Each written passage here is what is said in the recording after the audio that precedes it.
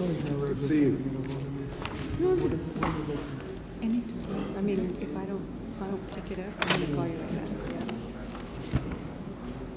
Hey, John.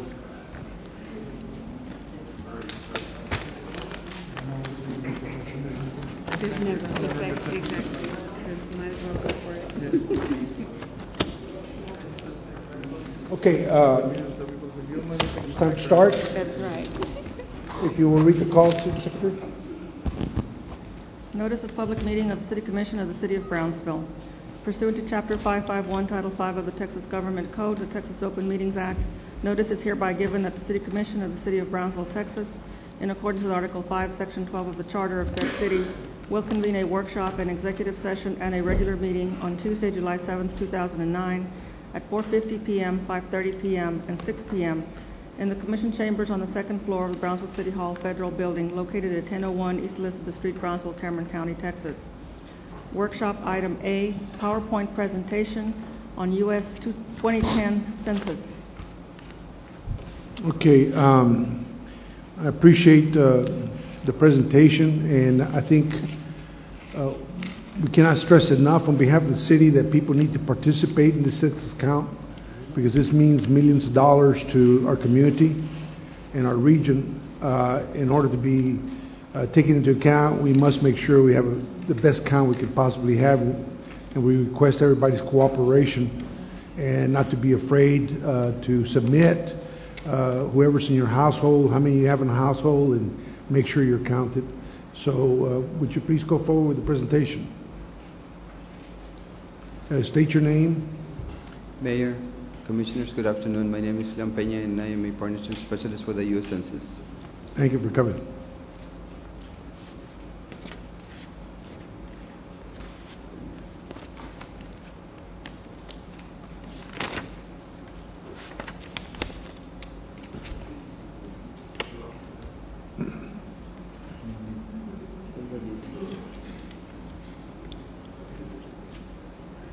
Excuse me, ma'am.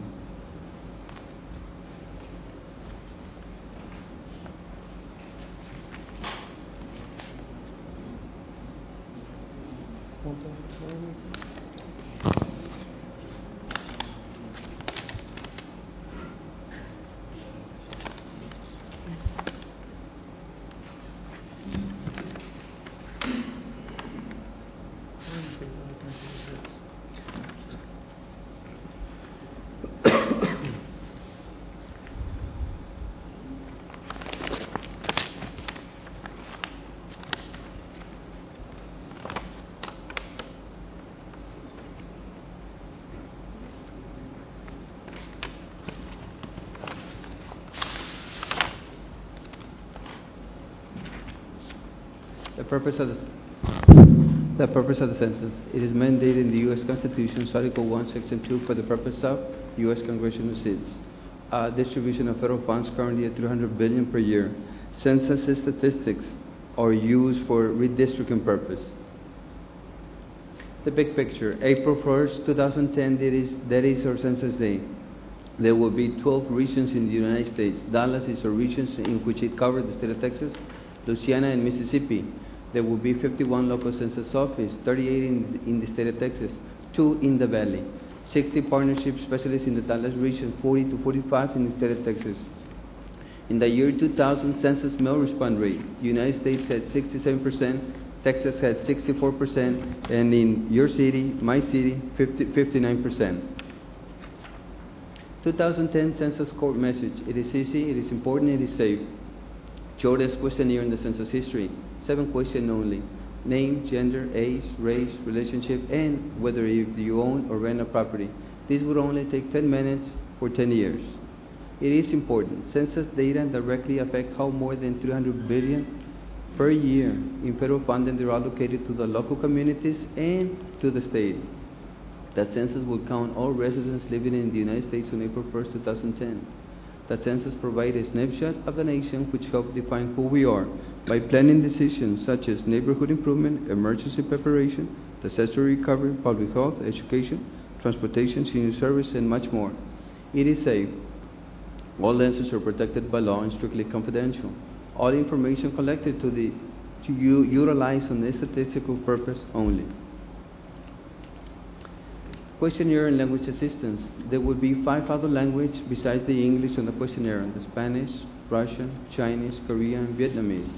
QACs, or staff employees by the Census Bureau, and would assist persons who may have questions or need special language assistance. The BCs, to be counted, sites will only have questionnaire and will not be staffed. These 2 sites will be located or be on the first quarter of the next year. Hard to count segments of the population: the elderly, children, minority, language, lower social income, renters, newly arrival immigrants, migrant farmers, and their families and homeless. Partnership: federal and state and local government, community-based organizations, faith-based organizations, businesses, census in school, and the media. How you can help the 2010 census: include a census logo and message on all newsletters, brochure, website, creating posts. We support the 2010 census.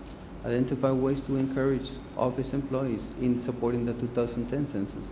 Consider adding 2010 census logo and taglines in envelope and mailing on this year. Mayor, I only ask for 2 things before I conclude. 1, to support the census by passing a resolution, and 2, to create a committee so we can bring awareness to the city. Okay. More than happy to. Any questions, discussion on this matter? Commissioner Longoria. Mr. Peña, welcome to our chambers.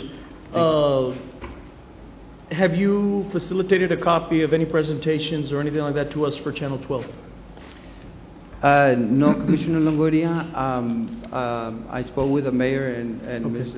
Mr. Cobbler as well, and we're going to be discussing that, in which I think is very important. I'm going to be making a presentation to the school district, and they're going to be incorporating Yes. a CD that I have, which is called the American Portrait. I think it's very important to our community. Spanish and English? Yes, sir. The one that you're going to see right now is only English. I have Spanish and English. Yes, sir. If you would be able to facilitate that for our staff at Channel 12, that way we would be able to be showing it on there on a regular basis for our citizens to be able to be aware of the importance of the census. Y más que nada, ¿verdad? Vuelvo para decirle a la gente, ¿verdad? Que no tengan miedo al censo. Esto no es nada para afectarle a ninguna persona que esté aquí, ni legal o ilegalmente. Es simplemente para tener un conteo de lo que es, ¿verdad? La gente que tenemos dentro de nuestra población. Yes, sir. I agree. Okay, gracias. And just so people know, Mr. Peña has been working very hard in our community. He's talked to BISD, the chamber, all the entities, the port, and trying to get all the support we can as a community to make sure that we get everybody counted as best we can. And I want to thank you, Mr. Peña, for all the hard work you're doing, and your staff and all the volunteers and everybody working on this. But do get us some kind of a presentation that we can run on Channel 12. But make it a synopsis. Don't make it a long thing, stressing the importance to be counted, and not to fear submitting the information to the government. It will not be used for anything other than making sure that they're counted and that the federal funds, state funds are allocated to the communities as they should be based on the census that you pick up. That's correct.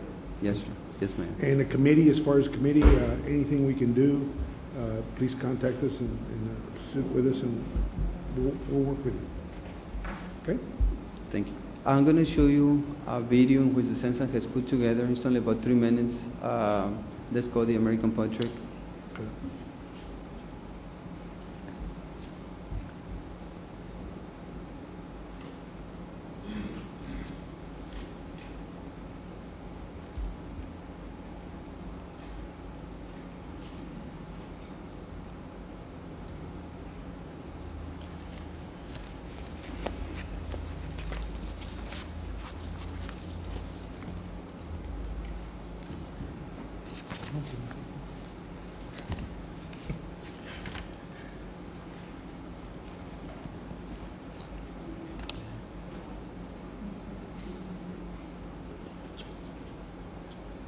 Libraries, senior centers, and more.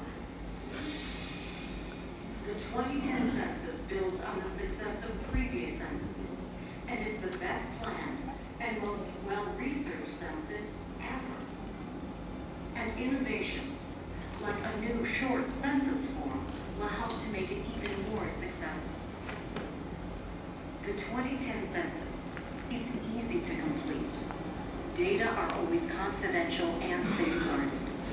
It's important. This census is the commitment to the American way of life. To be counted as a resident of the United States, I think it's one of the proudest things that can happen to you in this country. It's important. Stand up for yourself. Be counted. Let people know you're out there. The 2010 census is a new portrait of America.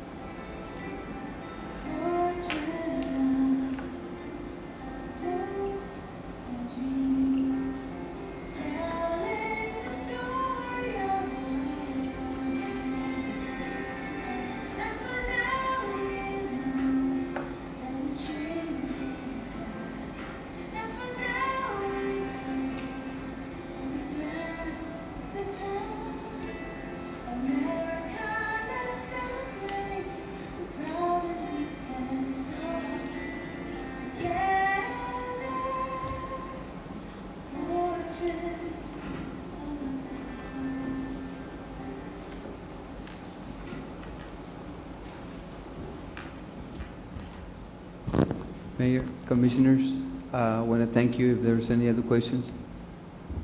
Thank you very much. Thank you, Ms. Peña. Thank you. Okay, item B. Workshop item B, discussion regarding hurricane preparedness, including comments from Jeff Johnson, Office of Emergency Management.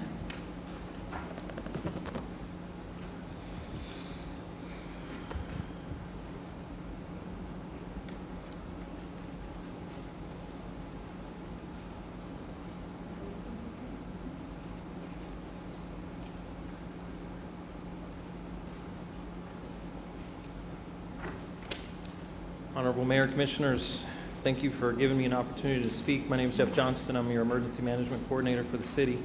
And just wanted to take a few minutes to give you some brief comments. I tried to be as brief as I could. I saw 10 minutes on there, so I'll rush through this. In terms of hurricane preparedness for the city of Brownsville for 2009, one of the presentations that I give to groups outside talking about why we should prepare for hurricanes. I wanted to give you a little bit of a taste of that. One of the things that I talk about with the public is this little piece of trivia right here. What are the odds that during your lifetime you're going to be struck by a meteorite? It's about 1 in 100 trillion. So if you see that sometime on a game show, you'll know the answer now. The odds of winning the Lotto Texas jackpot are a little bit better.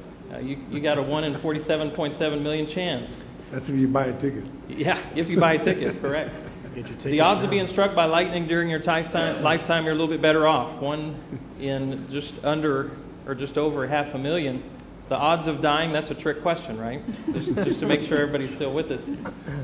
But what about this one? The odds of a direct hit by a hurricane in the city of Brownsville, Texas, in any given year is 1 in 15. There's a sobering statistic right there. And here's an even more impressive one. The odds of a tropical storm or a hurricane of any category having an impact on the city of Brownsville, and that's in terms of the weather, some type of a local impact, 1 in 5, which are very good odds. This is the reason why we spend time and effort preparing for hurricanes, both within the city and trying to encourage the local public to do the same. Here's a little satellite image of the city of Brownsville. This is mean sea level. If you were to take a hurricane similar to Hurricane Ike, which we all remember from last year in the Galveston area, and bring a 17-foot storm surge, this is what you would see. Water encroaching into the Brownsville city limits. Again, this is the reason for the emphasis on hurricane preparedness. So in terms of what we're doing within the city of Brownsville, again, I tried to just run through a few things right quick. I talk about the 3 Ps when I do my presentations. We need to plan, we need to prepare, and we need to practice. Just to simplify matters, we'll go into planning here just a little bit. Some of the things that we've been doing here recently in the city of Brownsville in terms of planning. The emergency operations plan for the city of Brownsville, I think, is just under 900 pages right now. It is a plan that covers a wide variety of disasters and emergencies and different things that could impact the city of Brownsville. It goes from flooding to thunderstorms to hurricanes to tornadoes. I did ask the mayor if I could put invasion by space aliens in there. He told me no. So it's basically focused on things that we actually could face, though, here in the city of Brownsville. And it's a lengthy document that involves coordination with all the different departments within the city, and it's approved by the state of Texas. That plan is currently rated at the advanced level. The city of Brownsville has an advanced certification rating from the state of Texas. It takes time and effort to get that certification because it includes practice, it includes the comprehensiveness of the plan, it includes the fact that we do exercises on an annual basis here within the city. We also have been coordinating with outside agencies, and I've just listed a few of the folks that we've been talking to in recent weeks within the Emergency Management Office. The state of Texas, just, I want to say 2 months ago, we had a rehearsal of concept drill that was in College Station. There were a total of 7 city employees that went up there to visit with other emergency managers and local officials from different communities all along the Texas Gulf Coast, Austin, San Antonio. All at the state's expense.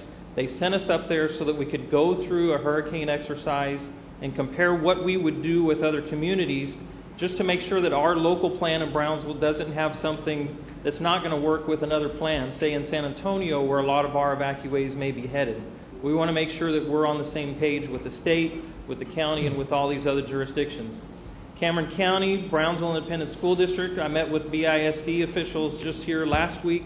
We talked with them about shelters, about potential sandbag sites. Whenever the public is looking for sandbags, BISD has been very kind to give us facilities to use.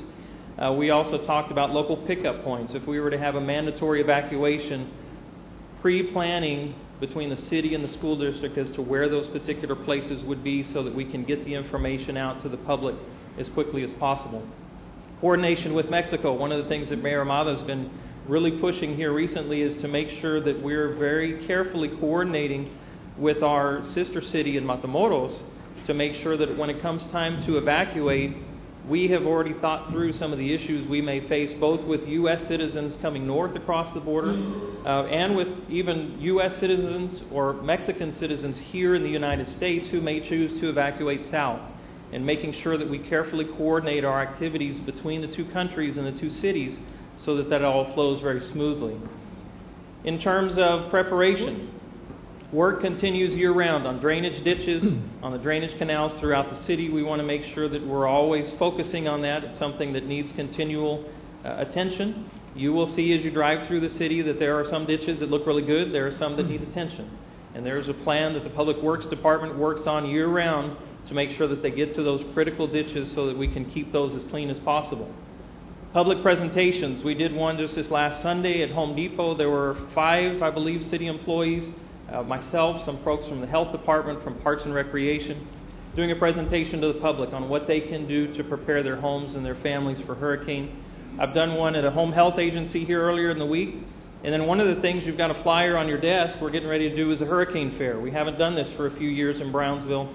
We're going to have a hurricane fair on July the 16th over at the Brownsville Public Library on Central Boulevard. 5 to 8 p.m., free food for the first 500 people to show up. We've had that donated by the public, and we're very excited to be able to show off to the public the different things that they need to know and the different vendors they need to work with to prepare their homes for hurricane season. In addition to that, Storm Ready. Here, earlier this year, the City of Brownsville received a Storm Ready certification from the National Weather Service. I believe we were the 49th city in Texas to receive that certification, which again just talks about the fact that the city is working hard towards being able to get weather information and distribute that quickly to folks within the city, both in terms of city employees and different businesses. A couple of pictures here. All these pictures were taken today. Kumquat Street in South Laredo. This is a project that we saw a couple of years ago. And during Hurricane Dolly, we had some flooding issues that affected Quail Hollow and also affected the Garden Park area. Both of these construction projects are going on right now. I mentioned these are pictures from today, and will result in lessening the impact of severe rain in both of those neighborhoods. So again, just to remind you that there's constant effort going on to make sure we improve our city. Then here's a picture from March of the Storm Ready certification, some folks from the National Weather Service as well as the mayor and the city manager at that ceremony. Finally, we'll wrap up with practice. We had a hurricane exercise at the beginning of June where we activated our Emergency Operations Center here in Brownsville. We participated with different cities, again, all over the state of Texas. I believe we had 94 representatives in our Emergency Operations Center, not only from the city, but also from the American Red Cross, Department of Homeland Security, Walmart, BISD, HEB, University of Texas. All the folks, the key players that we get together in our emergency center when we have a disaster so that we could coordinate, so that we could practice what we would do with those officials. We had rain here recently, and I put that down as practice because of the fact that when it rains and when we get significant rain in the city, aside from all the other things that are going on, your city employees are out there looking to see what issues have been resolved because of work that's been done and what issues have not yet been resolved so that we can make sure that we're focusing our efforts as best as possible. And then later this year, the mayor has asked us to do a sister city exercise. We'll work with, again, our counterparts in Matamoros related to border issues, making sure that, again, related to evacuations, hazardous materials incidents, we're as prepared as possible to do what we need in terms of the city. We give out hurricane evacuation maps when we do our presentations, evacuation routes so that we can encourage the local population to do their planning ahead of time, know where they're going to go. We pass out brochures. We have a close coordination with the American Red Cross to make sure that we get information out to them. Finally, we encourage the local community to make a plan and be ready. That's the bottom line. We encourage our Brownsville residents to plan now, decide what they're going to do so that they'll be ready if and when an order is given either to evacuate or when they find out that we've got a hurricane coming. And that is, I hope I didn't go too far over 10 minutes, but I'll be happy to take any questions. Any questions? I have a few questions. Commissioner Zamora? Who's on the emergency management team right now? Who are On the- members of your emergency management team? Right now, the emergency management director for the city is the mayor. I'm his appointed emergency management coordinator. We've got a kind of a core group, if you will, of city employees that work in terms of emergency response and preparedness. Includes the police chief, the fire chief, the health director, public works director. That kind of key group, as we have issues that expand beyond that individual group or that small group, will reach out as needed to bring other folks in to discuss various issues. Okay. I also know there's a state number or program in place for those who need assistance with evacuation. Can you touch on that, please? Yes, ma'am, I sure can. 211, a very important number for the public to know. If there are members of the public who are unable to evacuate themselves in the event of a mandatory evacuation, they can call 211 today and register with that system. That information is passed on to the city of Brownsville, and if an emergency evacuation order, mandatory order by the mayor is issued, we will work off of that list to make sure that we can do what we can to get those people transportation to the local pickup points so that they can evacuate the area. Okay, and I have Very one more important. comment concerning communication. Who is your spokesperson for the emergency management team? Who gets the word out to the public? Is there one person or is it several people? How is that done? In the emergency plan of the city, we have an emergency public information officer. That person is whoever happens to be the public information officer for the Brownsville Police Department at that point. Sergeant Jimmy Manrique right now is the PIO for the Brownsville Police Department. He's worked with the mayor and I on several different instances. Does a very good job at getting the information out to the public. The Emergency Management Office is also located, as you know, at the Brownsville Public Library, and there's a very close relationship between our office and Channel 12, so we can also get information out quickly in that manner. Is it possible that we can have some information on the website or a program where people can sign up for press releases? That way when one is sent out in the event of a hurricane or a storm, they can automatically receive that information from Sergeant Manrique? Mm-hmm. We can absolutely do that. Yes, ma'am. May I have questions? I'm sorry, go ahead, Commissioner. Commissioner? My only question is, as the commission, of the things that you have not yet been able to accomplish or want to accomplish, how can we on the commission help you? Ooh, you're going to put me on the spot because the finance director is sitting over there watching me. Additional staff for emergency management would be helpful. The emergency management program for the city, I think, has done well over the years, and I'm not saying that because I'm there. I just think that we've had really good support both from the mayor and from the commission and from the city manager to do the things we needed to do. We've tried to use technology to make up for a lack of personnel in the office. I think we've done very well at that. Funding for my department is going to fall in the same category as the rest of the city. We need more funding to do You're some the of the assistant things city that we do. manager, just write it in the budget. Seriously, seriously, as a commissioner, what can I do to help you other than the obvious, which you just said? In other words, can I go to some of these fairs? Are there areas that we need to be more visible at to help get the message out? One of the things that we'll do, I'll get you as much information as I can.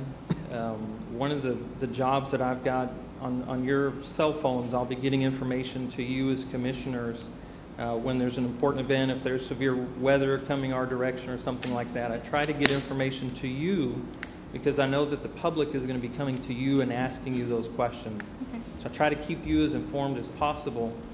What you can do for me in return is let me know what you're seeing. Several commissioners, for instance, during the last hurricane were not at the Emergency Operations Center, but they were really serving a key function in our overall program by being out in the community, out in their districts or out in various parts of town, and then making phone calls back to the Emergency Operations Center to say, you know what, I've noticed that there's an issue over here, have you addressed it? And we can either say, hopefully, yes, we're addressing it now, or on occasion, we didn't know about that, we'll get on it right now.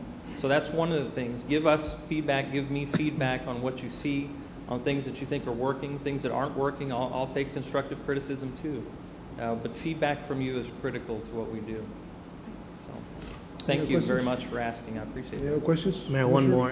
Jeff, Commissioner Camarillo? when you brought up the Kumquat and Laredo, I know 2 months ago when we met with Mr. Light and how excited he was to know that his area and the Pedraza family and all the folks that live there and around Quail Hollow, to know that we have done something over the past couple of years.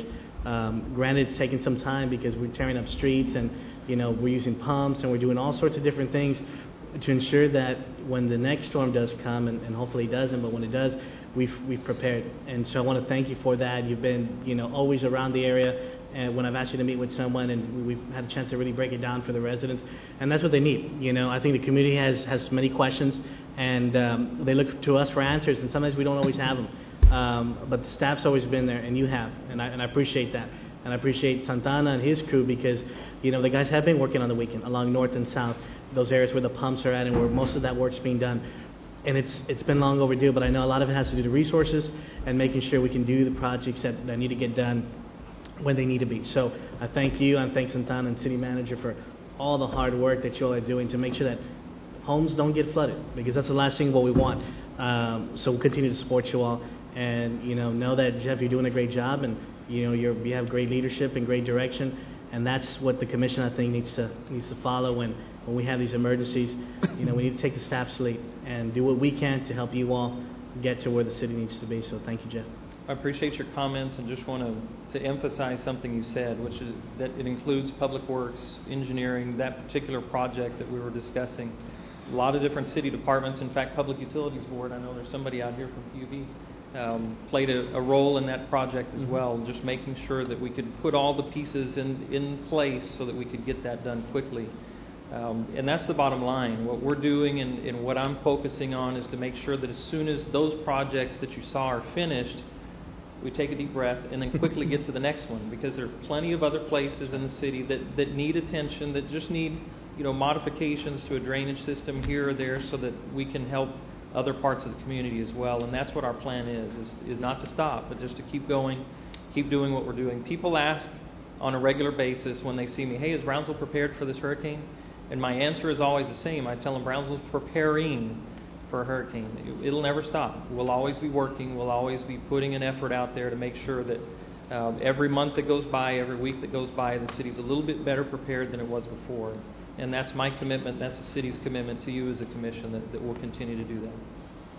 Thank you, Jeff. Okay, any other questions for the commission? There is I know I spoke to you last week upon our return from Washington DC, and through the meetings with FEMA, there were some issues that needed to get addressed, and basically it's just legal things that need to get addressed through our legal team and through negotiations with fire and police as far as particular languages that are there. But overall, we got a very good response from FEMA, I believe, and I think that, you know, looking into the future, you know, we just need to be, as you are always, diligently prepared with the paperwork that needs to be submitted so that we can adequately be funded for any returns that are given by the federal government or by the state. In essence, to the new commissioners, we are, Edward and I know that for a fact, are always out there during the storms. Whatever comes our way, we're usually out there. And the best thing to do is just have your directory ready and contacting the Office of Emergency Management. I know that in Southmost, I have people that are serviced by 3 different light companies. So you can imagine having PUB, Magic Valley, and CP&L all within a 3-block radius and trying to get people on the list to have their power put back on. But I know that with PUB at this last storm, we had 0 problems. PUB was on it 100%, and we had no problems. Light was being restored around the city quickly. So for that, also to their staff, thank you. And I'll bring up the rest of the information on my commissioner's report from the Washington trip. Thank you. Mr. Alex Resendez, you want to say something? Yes. I had a little experience quite some time back when I was younger. I used to belong to the National Guard. And during Carla, they came in a truck to my house over there on 20th Street by Southmost. Mr. Resendez, we're in trouble. Let's go, you know. I was a soldier. And you know where these guys took us? This is how well prepared Brownsville is. They took us to the causeway at the island. It used to be the old causeway. And Mr. Lieutenant Martinez, which was in charge of the whole shebang of the National Guard, he was so smart and so intelligent that he said, everybody fix bayonets. We're going to walk across the old causeway.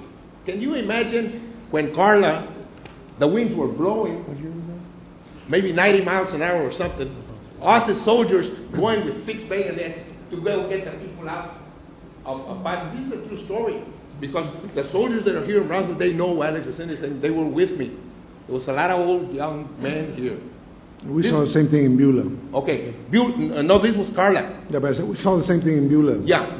This was terrible, you know. I went against the lieutenant. I went against everybody. They want to put me in jail. But then finally, some other entities from up north, they came and Border Patrol, and they said, what's going on? Well, they went across the old causeway to go take care of the buildings over there, so no, there won't be no looting and this and that. They said, no, you can't do that. Get them back. This is very dangerous for the soldiers. And what are they doing with bayonets? I'm just trying to tell you all, it's very serious. This young gentleman says, we don't have no problems with POB and this and that. If something like this hits us, believe me, you POB is going to have problems. You're going to have floods. You cannot get out the Quinenia. The Quinenia, you know the Quinenia King's Ranch? We know. Rivera. Yeah, I've had experience on this. You know, one time we tried to get out. By the time we get to King's Ranch, me and my family, we were stranded. There were so many cars. The only way we can do this is for the people of Brownsville to know that we live in a very low area, and we're not going to be able to get out unless you se salgan antes de tiempo, at least a week or 2 weeks. And whoever's going to stay, he better be prepared not to have lights, not to have water, not to have food for at least 3 or 4 days until you guys can go to get to them. This is my opinion, and I would like to share it with you guys because I know I have had experience. I'm a 70-year-old man, and I've been through it. Thank you, Mr. Resendez. Thank you for sharing that with us, and we do all we can to prepare. But it's a serious deal. I'm sure, I want to assure everybody, by state statute, the responsibility is placed on the mayor, and we have the best team you could possibly imagine in preparation before a hurricane, during a hurricane, and after a hurricane to respond to any need, whether it's to protect property, life, or whatever, services, restore services. And we have the best team, I think, in the region here to handle any kind of situation. It's a constant thing that we're working on. It's year-round. It's not something that we just wait till it happens. And I assure you, we take this very seriously, and we're very thoughtful and methodical about what we're going to do before we do it. We don't want to act too soon where we create panic. We don't want to lose any lives. And we have a lot of partners in this, including the state of Texas, who has enormous resources made available to us. We work with the county, and like our emergency management coordinator said, we even work with Mexico because we have to. We're here on the border, and we have to plan for certain things that we know that can happen. We're looking to enter into MOUs, as I instructed the coordinator to do, in anticipation of problems, to avoid problems. We're looking to come up with a booklet, like an instruction manual to send out to the PUB at my instruction on how people can prepare in case of a hurricane, and what to do and where to call and what to expect. And that's getting done as we speak right now. I also attended the Lower Rio Grande what's it called? The Lower Rio Grande? No, it's not the Lower Rio Grande, their own council. It's the Lower Rio Grande Institute, okay, who hosted a binational regional emergency meeting. And they just got a grant to come up with a regional plan. And I will put my coordinator in touch with him to be part of that, so we can start thinking not just locally but regionally, because we're here as neighbors and we need to help each other, whether it's from South Padre Island, Harlingen, San Benito, or Los Indios, or wherever. So those are the things we're constantly working on. We have to worry about not just when the hurricane hits, but after, to make sure people can come back to their homes and that it's safe to come back. It's not just to come back whenever you want to. I mean, if you decide to come back and there's no water, there's no electricity, then you're going to create a problem instead of trying to be part of the solution. So we're going to make sure we're ready and when to tell people when they can come back to their homes and when it's safe. With that, I want to assure again everybody that Brownsville is well prepared. It's a state plan. It's funded by the state. It's approved by the state. But it takes the local people who are on the ground here to execute it. And I'm very proud of the team that we have. Thank you, Jeff, for putting this presentation. Thank you, Commissioner. Next item. Item C, discussion regarding public safety radio system. Y'all gonna have to excuse me. I have an allergy. My throat closes up. Mayor, members of the City Commission, good afternoon. First and foremost, let me take time at this point, since I was absent from the last meeting, to congratulate Commissioner Melissa Zamora and Commissioner Dr. Rose Gowen as being elected our City Commissioners.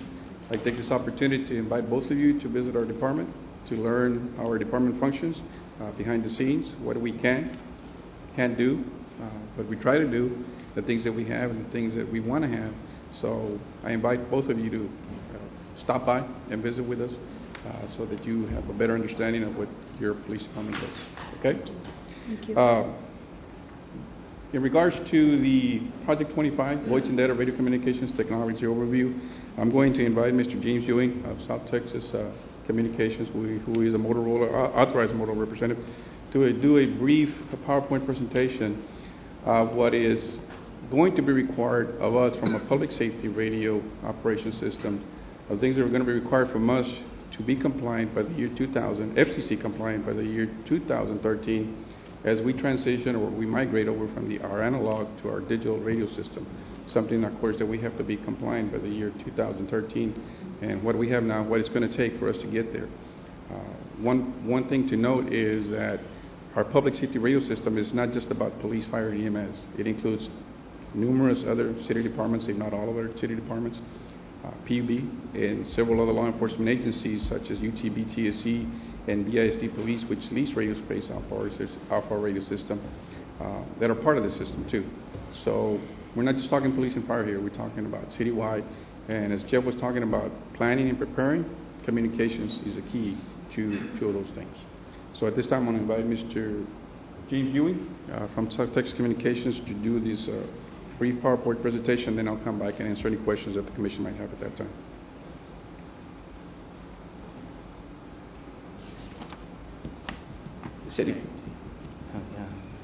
Mr. Mayor, City Council, or City Commissioners, my name is Ron Martin. I'm the Motorola account manager that is appointed to works for the Lower Rio Grande Development Council. I actually cover this territory for Motorola. I'm a direct Motorola representative and have been working with Motorola for right at 29 years in communications.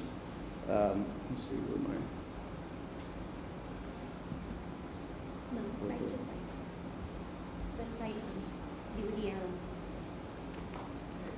There we go. So today we want to talk about, we talk about preparedness and the, just very timely, I guess, to have the conversation about the preparedness for the hurricane, because today we're talking about Public Safety Communications Network. As the Chief mentioned, it will be a network that would be put in place for not only public safety, but also for all of the other entities within the city and the county. You probably are well aware of Motorola primarily as a cellular provider, but we're actually the #1 public safety radio communications provider in the world as far as I'm aware.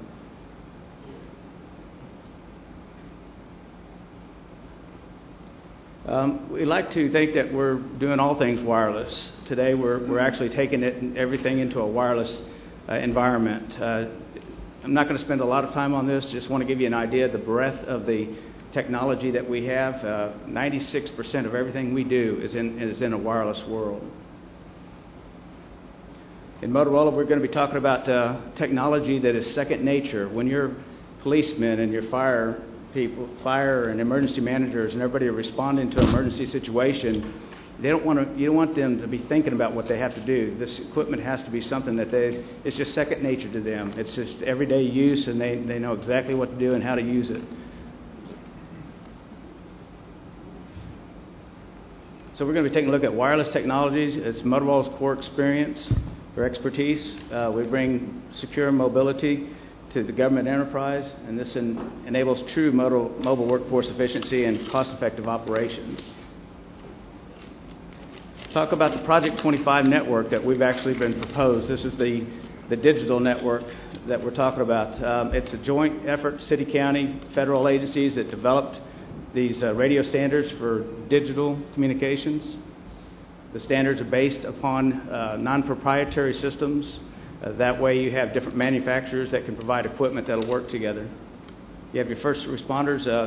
First responders actually are the ones that helped develop the actual standards, and standards have actually been going on since 1995, or the early 90s actually. Sorry for the mess up. We're not on the screen here, but this is just showing the agencies that have supported Project 25. You can see there's just a tremendous number of them that have been all supporting the effort to get behind a communications standard or a protocol that will allow law enforcement and public safety and first responders to communicate effectively when they have the need to, when you have a disaster.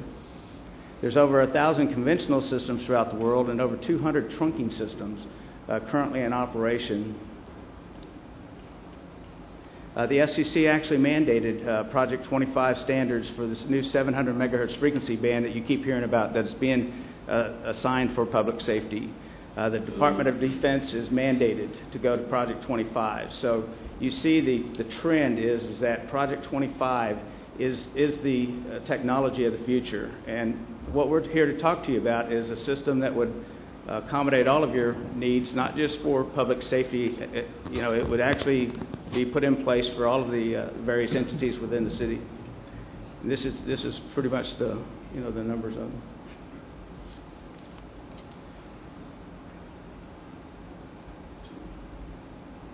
And I'm James Ewing, and I want to bring a couple other things to you. One is the term interoperability, and it's the word that we use all the time in our neighborhood as we're going through these things.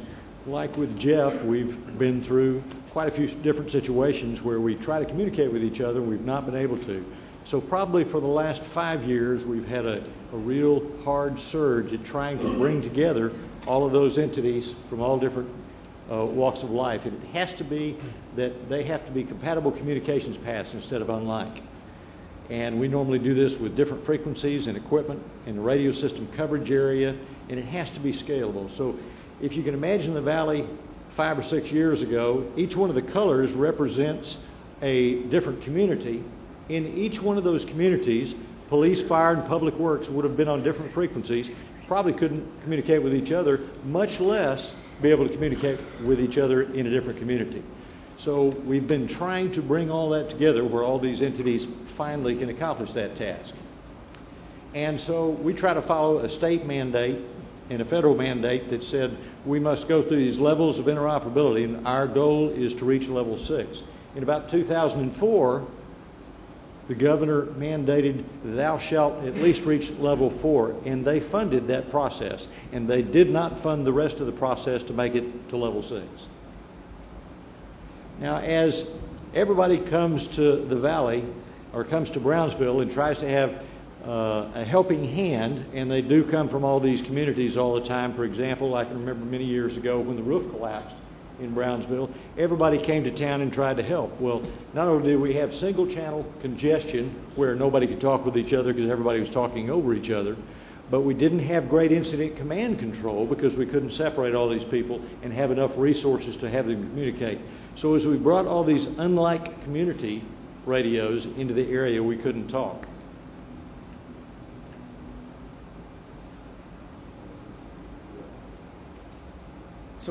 So with that, we're bringing you a Project 25 radio infrastructure that we've actually put a proposal together. Project 25, again, is something that's not new. It's been around since the early 90s. It's been in development stages. Motorola actually delivered or developed the first Project 25 trunking system and delivered it back in 2001. So now, as you can see, the progression of the various releases and that and what we've been able to provide, now we're actually talking about putting regional systems together through basically an integrated switch or integrated system, so we can connect these regional systems to make a system of systems. And that's the goal of the government, or the state government, is to provide that connectivity. I just want to talk about a platform. Basically, what we're talking about here is a platform that'll carry you through today, meet all your daily requirements today, but it's also a platform that'll carry you through the future in all the various phases and all the technology that's planned for the future.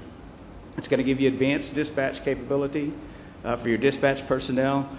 This means being able to identify emergencies when communication to our officers have a man down or something. So it's a very advanced communications network. It also provides for integrated data on the same system because we are talking about digital. So now we can do voice and data on the same network. And you can add a variety of other applications that we won't go into. We want to give you just a high-level overview that shows you that it's a very flexible network that will allow for a lot of growth and support in the future programming. Instead of today, you have to bring all your radios back in if you need to do programming or changes to the programming. In this type of a network, you'll actually be able to program the radios over the air. So just think about having to take one radio at a time back in and reprogram it. This way, if we can do it over the air and do hundreds without having to even bring them back into the office. GPS type locations, web-based applications, open software platforms. It's just a complete platform and a network that will provide the city plenty of capacity and plenty of room for growth in the future. And as we talked about, it is designed for mission-critical situations. As you well know, you're talking about Brownsville and hurricane, the hurricane preparedness. Well, these systems are designed where they will withstand or try to make it through. And Galveston's a good example of it. We lost long or wide area coverage. In other words, we lost connectivity, T1s, on the system, but we still had the ability for the law enforcement in that community to communicate effectively together. We went out there and put up some microwave, and we were able to get them back into wide area within about 3 days. This is one of the latest, and I was talking about technology. This is portable that allows you to have VHF and 700-800 megahertz in one radio. So you get backwards compatibility with any network that you have in existence, and then still operates in any future network or trunking type operation you might have. And the mobiles is the same way, designed for public safety type operation. You have mobile data type terminals and workstation that will also be able to communicate it in the integrated voice and data system. So I'll let you close it. And our charter here is to have this to be the most effective migration we've ever had, and it has to meet all the city, county, state, fed, border, federal, every kind of application there is all the way through. We have to follow this plan called the PSIC plan, Public Safety Interoperable Communications. We have to follow this plan by this mandate. It establishes our new platform, so everyone in the whole region will be very much in the same platform, and it does include city, county, state, fed. And it's built for everyone, again, not just for police and fire anymore, it's built for everyone to build on. And it's built for everyone to share. This is a different atmosphere than we've always had in the past. It's always been about these separate entities. This is built to be built together. So in 1994, Brownsville was the first one to do an 800 megahertz public safety communication system. The state of the art of the time. Without question, the ones up at the front.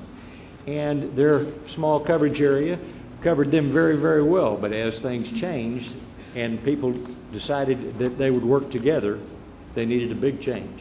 And so the Development Council, along with the help of the Homeland Security Advisory Committee and others, have put together a plan that gives coverage all the way across the valley so that we can also go the other way and help people in other communities rather than them just having the ability to come here. And so it is a very robust system that all the communities out there will be able to use. Not just Brownsville. It's about developing so the whole neighborhood can work together. But it doesn't stop there. It's a border system, it's a statewide system, and it's a national system. And it has to be that, and it starts from here. Now, we're also going to use some of the existing infrastructure that's out there. We were very fortunate in we had the ability to put together a tower for the city of Brownsville that's really highly rated, and you can see 150 mile an hour wind, 365 day a year tower. It's a mean tower. It'll hold lots of capacity. The dispatch center will get an upgrade. The infrastructure will get an upgrade. The dispatch center layout will get an upgrade so that they'll have more capacity, the ability to handle more calls. And the system itself will be built with extra levels of redundancy so that there'll be never a time when we were off the air. We will always be on the air. We'll also have the radios built so that the migration from analog to digital is no big stretch for any of the users of the system already. It is a matter of turning a switch and you're in operation in the same way you were. You're just changed from analog to digital. So it becomes very simple. We'll have standard talk groups for local. We'll have the emergency talk groups for emergency operations situation. We'll have full backup infrastructure. There's a site that is Omito, that is at Omito, that will be actually the site that we will use as a backup should our tower blow down or our electricity be gone for an extended period of time. Regional common talk groups.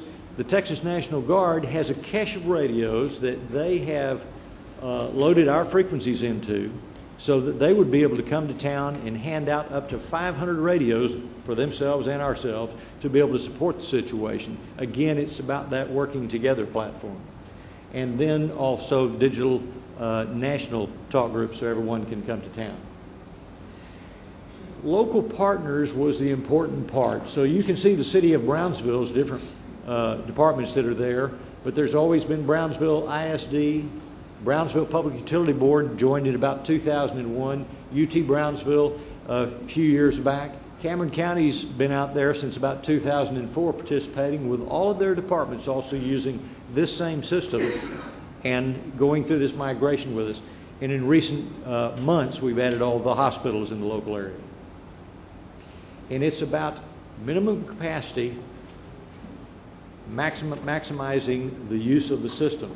So we'll add in little baby steps repeaters or additional frequencies, as time goes on, for every 100 radios we add, we'll just add another repeater. So the capacity for scalability is really in good place.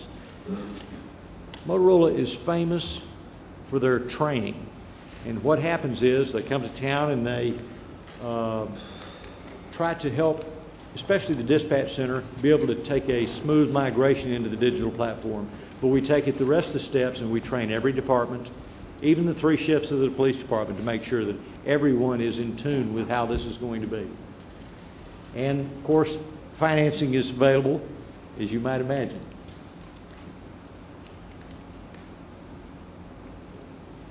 Level 6 interoperability is our target. Digital voice and data to move from analog, wide area of coverage, cost savings and sharing, autonomy and privacy. In other words, you can work with everybody else, but you can have private communications also. And it is truly mission critical hardened. And so very simply, it's time to finish the crossing to P25 and make this system work for you. Questions? Chief, I thought this was taken care of through the Lower Rio Grande Development Council months ago. Is there any opposition to this? No, sir. Judge, want to answer that, Jim? Very fortunately, a small portion of this is taken care of by the Development Council. It's the piece that's the infrastructure. The first 5 channels of this new system will probably be installed within about 2 months in the Brownsville area. Brownsville's been buying mobile and portable radios as they have added onto their fleet to be able to operate on this system. They never buy radios anymore that are only analog. They have analog and digital capabilities, so they'll be frontwards and backwards capable. But typically, and Jeff, you can probably speak to this a little closer since he's on the Homeland Security Advisory Committee, there's only small bits of money that come from the Development Council that are going to come to each community. And it's because it's shared across the whole area, and there's only a small bucket of money. Okay. Jeff, everybody agreed on this system, right? Everybody there in the Lower Grande? Yes. Okay. Yes, So the the issue is not the system, it's just getting additional funding. Okay. Right, Okay. right. The Because I was wondering what it overall, was doing here when it was, I thought months ago decided this was a system that we're going to incorporate regionally. right. The overall process regionally has all been agreed to, and progress is being made toward that. What they're discussing here today is the Brownsville part of that project. The overall Brownsville need to get all the way to level 6 interoperability is going to entail more money. Okay, I can see that in the And there agenda is, here. yeah, there is funding that has come through the Development Council, through federal grants, and we're working towards that. In fact, the process he mentioned that's going to be in the next couple of months, that has been funded through some federal grants. But it's going to be additional work that's going to be taken so that we can bring the entire system in Brownsville up to the full interoperable level. So it's all about money and funding. I didn't see any item on the agenda for today. So this is just a discussion item? That's correct, Mayor. And this is going to be part of our CIP plan. I know that Pete might want to step out of the room at this time, but this is part of our CIP plan because we have up until 2013 to be compliant, but we can't start in the year 2013. We need to start doing it now. And if it takes little pieces at a time, that's what we're going to be doing. And utilizing whatever current financial resources we have available, not just to include, general fund or certificates of obligation, but if you have any type of federal grants or state grants that become available that we can commit to this project. And how much money are we talking about? Initially, I think we're looking at, over $8 million. However, because of trade-ins and discounts, that comes down to close to $5.9 million.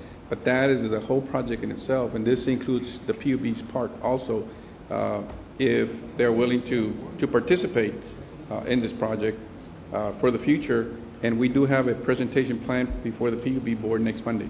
Okay. And your time frame to get this done? Well, we're getting started now, but to be fully compliant, we're talking about the year 2013, if not earlier. But you want to get there before then? Yes. I mean, 2009 is almost done. Okay. I just wanted to understand. Thank you. Any questions? May I quick question? So, Chief, if our amount is 5.9, what did the council put in? So 5.9 minus what? What's the shortfall? Or is it 5.9 is a shortfall, considering what the council's putting in? I think we have purchased some equipment already to reduce a little bit of that, but Okay. like Mr. Ewan said, it's only a very small portion. Okay. We still need to continue to purchase additional equipment as we migrate from analog to digital. So overall, 5.9 is... So right now, we're looking at probably at a top figure of about almost 6 million, less, and that includes any trade-ins, anything equipment that we traded in, and government discounts that are out there.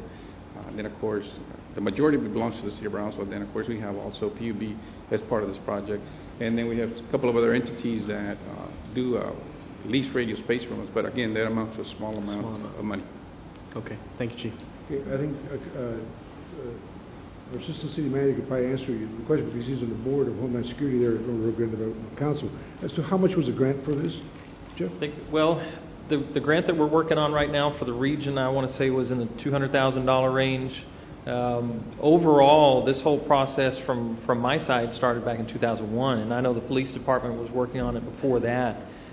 In essence, to move the entire system to P25 compliance, which is a federal mandate, is going to require a certain amount of money. And what we've done, not just in Brownsville, but throughout the region, is every time we get Homeland Security funds in that we can distribute throughout South Texas, we take little bites out of that total cost, not just here in Brownsville, but everywhere else. And so in Brownsville, Chief, I think 2001 is the first Homeland Security grant that we got, that we purchased a large cache of radios, and we've been working to make sure that whatever we purchase from that point on is completely P25 compliant, so that we're not going to have to purchase a radio in 2006 and then turn around in 2010 and replace that radio because it's not compatible. Overall, since 2001, I would say probably $1.5 million worth of Homeland Security funds we've spent here in Brownsville specifically on communications issue. That's rough figures off the top of my head, but that's about right. There may be more coming, but what we're seeing at the Homeland Security Advisory Committee at the regional level is that those dollars are starting to dry up. And initially there had been some regional plans where we were fairly optimistic and said, you know what, we should get more federal funding next year and more next year, and you know, we learned that it doesn't always happen. The dollars are shrinking, and so at some point we're going to need to finish this project out. And there is a deadline that the federal government has put on it. So at some point we're just going to have to make it happen. Thank you. Okay. Any other questions from the Commission? I just have a side note for the Chief. A mutual friend of ours asked me to wish you a happy birthday. I'm sorry? A happy birthday to you. Oh, thank you, Commissioner. Tomorrow? Yes, you're very welcome. 51 years old, in case anybody wanted to know. Wish you well. You want us to Thank stay? you. Okay, any other questions? Happy birthday. Thank you very much. Thank you, Mayor. Chief, Thank you, very members of the much. Commission. Okay,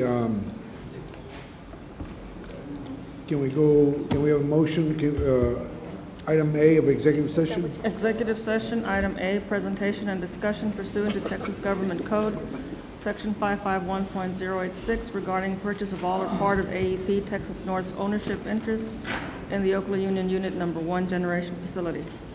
May I move that we go to executive session? We have a motion by Commissioner Camarillo, second by Commissioner Troyani to go to executive session. All in favor? Aye. All opposed, motion carries.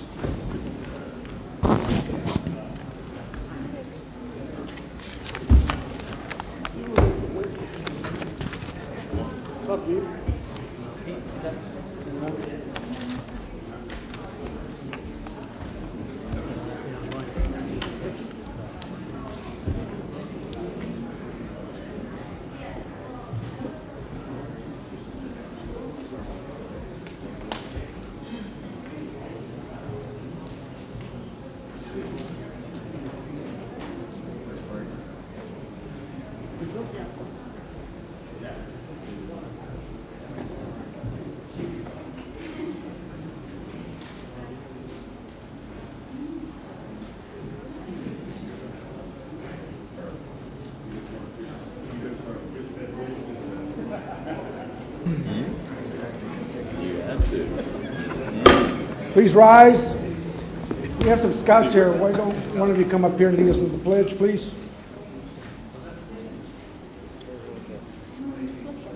You step up here and do us the honor.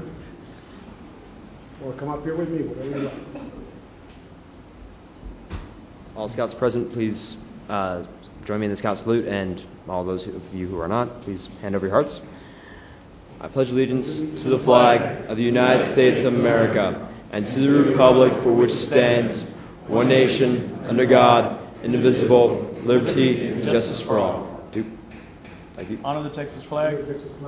I pledge allegiance to thee, Texas, one state under God, one and indivisible. Thank you very much. Thank you. Pastor Burt, would you please lead us in the invocation, remain standing, and remove your headgear. Before we pray, I want to mention that Brownsville lost a true man of God this last week. Pastor Ralph Copeland was flying in his two-seat plane and crashed over in Weslaco. And I just came from the viewing at his and talked to his family. And they wanted me to invite the city to the funeral tomorrow at 10 o'clock. It's on East Alton Glore, which becomes Dr. Hugh Emerson Drive at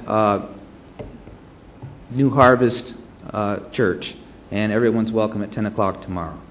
So, Thank you. Father God, we thank you and praise you that you still are God, that you are in control. And Lord, we choose to give you that control. Lord, I thank you for the life of our Pastor Copeland and for his family. We ask you to bless them. We ask you to bless that church and bless Brownsville as well.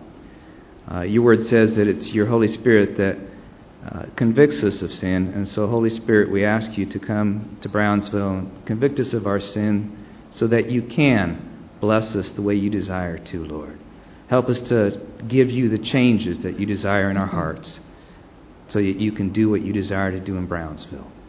And Lord, we ask you to have control in this meeting tonight, that you be glorified in everything that happens, that we respect each other even when we disagree, and that we discuss our ideas in a way that gets a point across in a respectful way. We thank you and praise you for that. In the name of Jesus Christ, amen. Amen. Please be seated. For those who are not familiar with Harvest Ministry, it's past El Jardín Heights on Hugh Emerson Road, which is also referred to as Alton Glore. It's the extension of Alton Glore going east. So for those who want to attend the service. The first item on the agenda is the mayor's report. I just want to let you know that I think a lot of jobs are going to be created. PUB was contacted and told to apply for grants for wastewater projects in the total of $46,140,492. And we have hired the engineers that will be designing them in order to submit them for approval. And I think that's good for Brownsville's economy, where new jobs will be created with the stimulus money.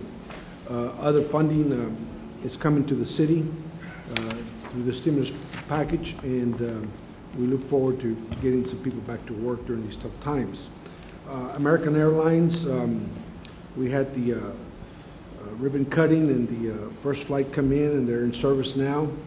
I urge all our citizens, all our public entities, and particularly BISD, before considering flying out of Harlingen or someplace else, please look at Brownsville. We have two great airlines, American Airlines. Continental service Houston, American Airlines service Dallas. Let's think Brownsville first. We were here to support American Airlines. We want them to be successful. If they're successful, we're successful as a community because it increases our revenues, sales taxes, creates jobs, and I urge everybody, especially in the public entities, to consider flying Brownsville First. I'd like to see a Brownsville First program jump-started again to promoting people flying out of Brownsville instead of other airports. The mayor's request from citizens, I'm overwhelmed with the calls, requests, and I urge you please to first call the city manager's office for them to take care of you and delegate your request to the proper department, because that's what I end up doing. I end up calling the city manager and asking him to, or PUB manager, and asking them to look at it. I get calls at all hours of the day, on holidays and all that. Sometimes we can't do anything, but we ask people that they be patient. We're here to work with you and try to meet your needs. So please, first try City Hall. If you can't, then call me. I'd be more than happy to take your call. And I always answer all my calls. The mayor's parent and children reading program, that's Lectura Apasionada. That's a new program I started at the library. The mayor's book of the month was discontinued, and this is an alternative. It's a pilot program. It's where it involves parents and their children. It's bilingual, where parents read to the children. I ask you to contact the library, and for those who want to go to the library with their children and read to their children in both English and Spanish and learn, I encourage you, especially during the summer. The animal shelter. The animal shelter pet adoptions are up. All the humane groups are working together.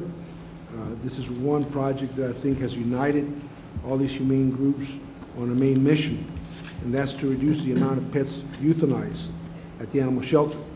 Historically, we were euthanizing 7,000 pets annually, which is too many pets. And the reason for that is that the shelter was built, in my opinion, for show, not for functional use. The shelter has a capacity of 60 kennels for dogs, when they should have a capacity of 300 for a city this size. We take in about 25 pets a day, so therefore there's no room, and that forces the city to kill pets. But you, the citizens, can take a little more control of the situation by keeping your pets confined to your property. Please don't let them run loose, especially without a tag, because if it's picked up, you have approximately 72 hours to claim your pet, and if there's no tag, no way to contact you, that pet will be euthanized.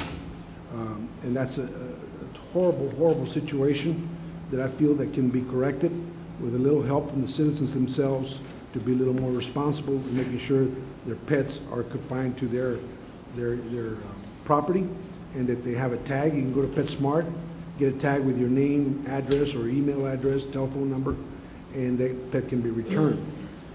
People know I'm very passionate about this project because I think we're killing pets unnecessarily, and I think we can do better. The WEIR project. We are going to have the final meeting July 23rd. We had several binational meetings. The last one was, I think, John, you still here? I think it was the 25th or the 26th of July.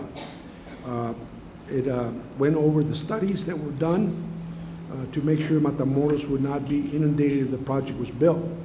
All the studies showed were favorable, they were very positive, and we didn't see no obstacles to going forward with this project. They're analyzing all the data that we accumulated through the analysis that these studies provided.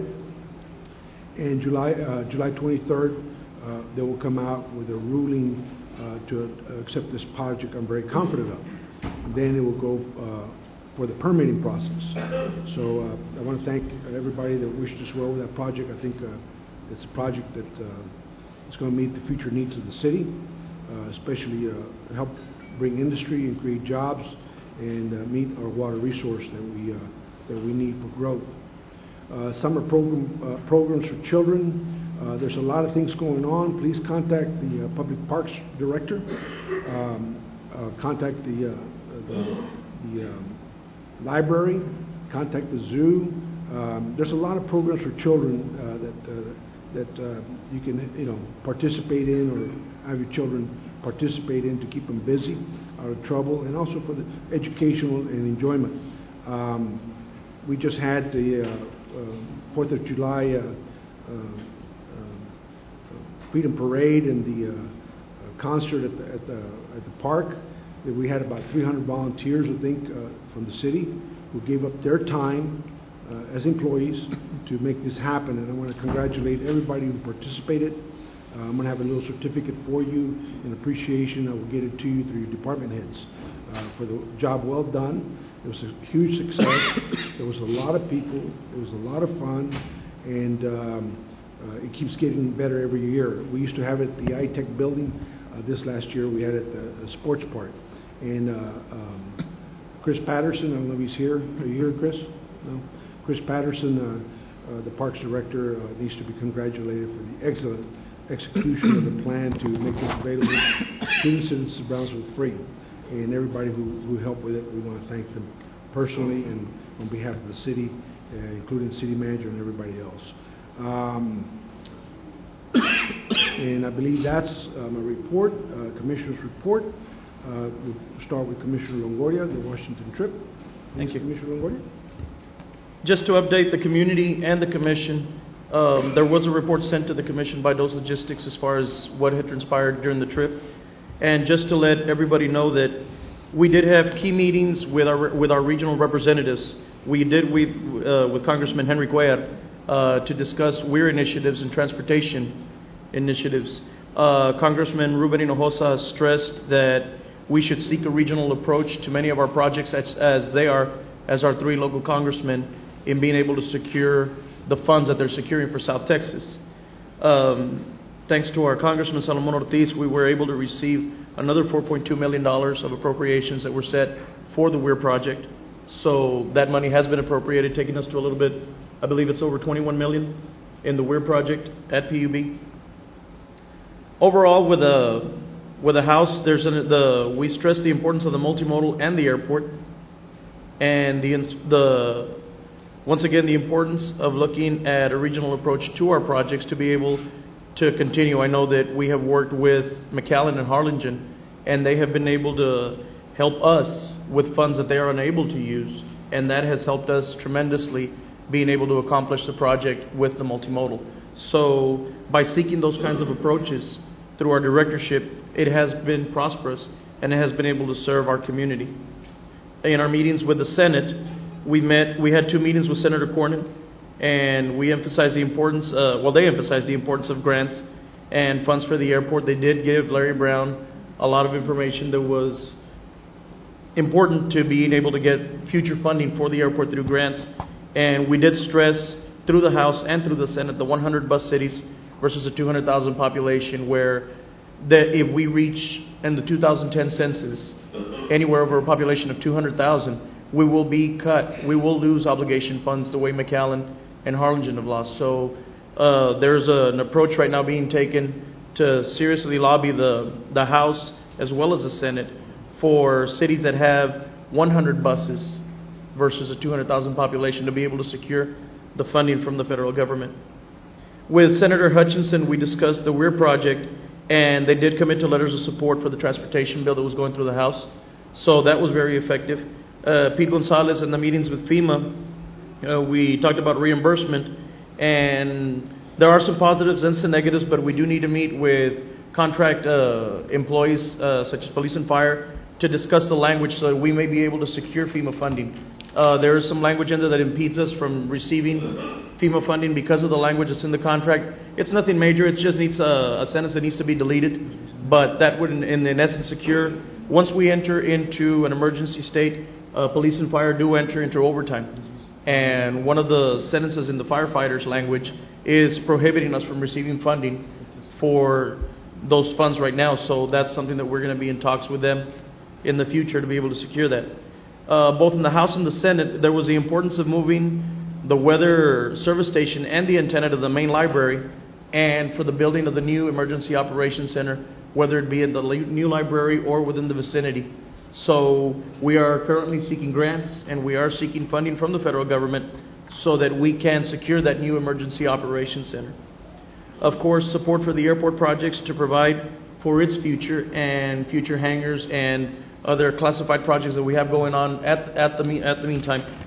We did speak to Congressman Young from Alaska, and in essence, support from him to get to Congressman Oberstar that would be helping us with a lot of the issues that we have at the airport and through the transportation bill.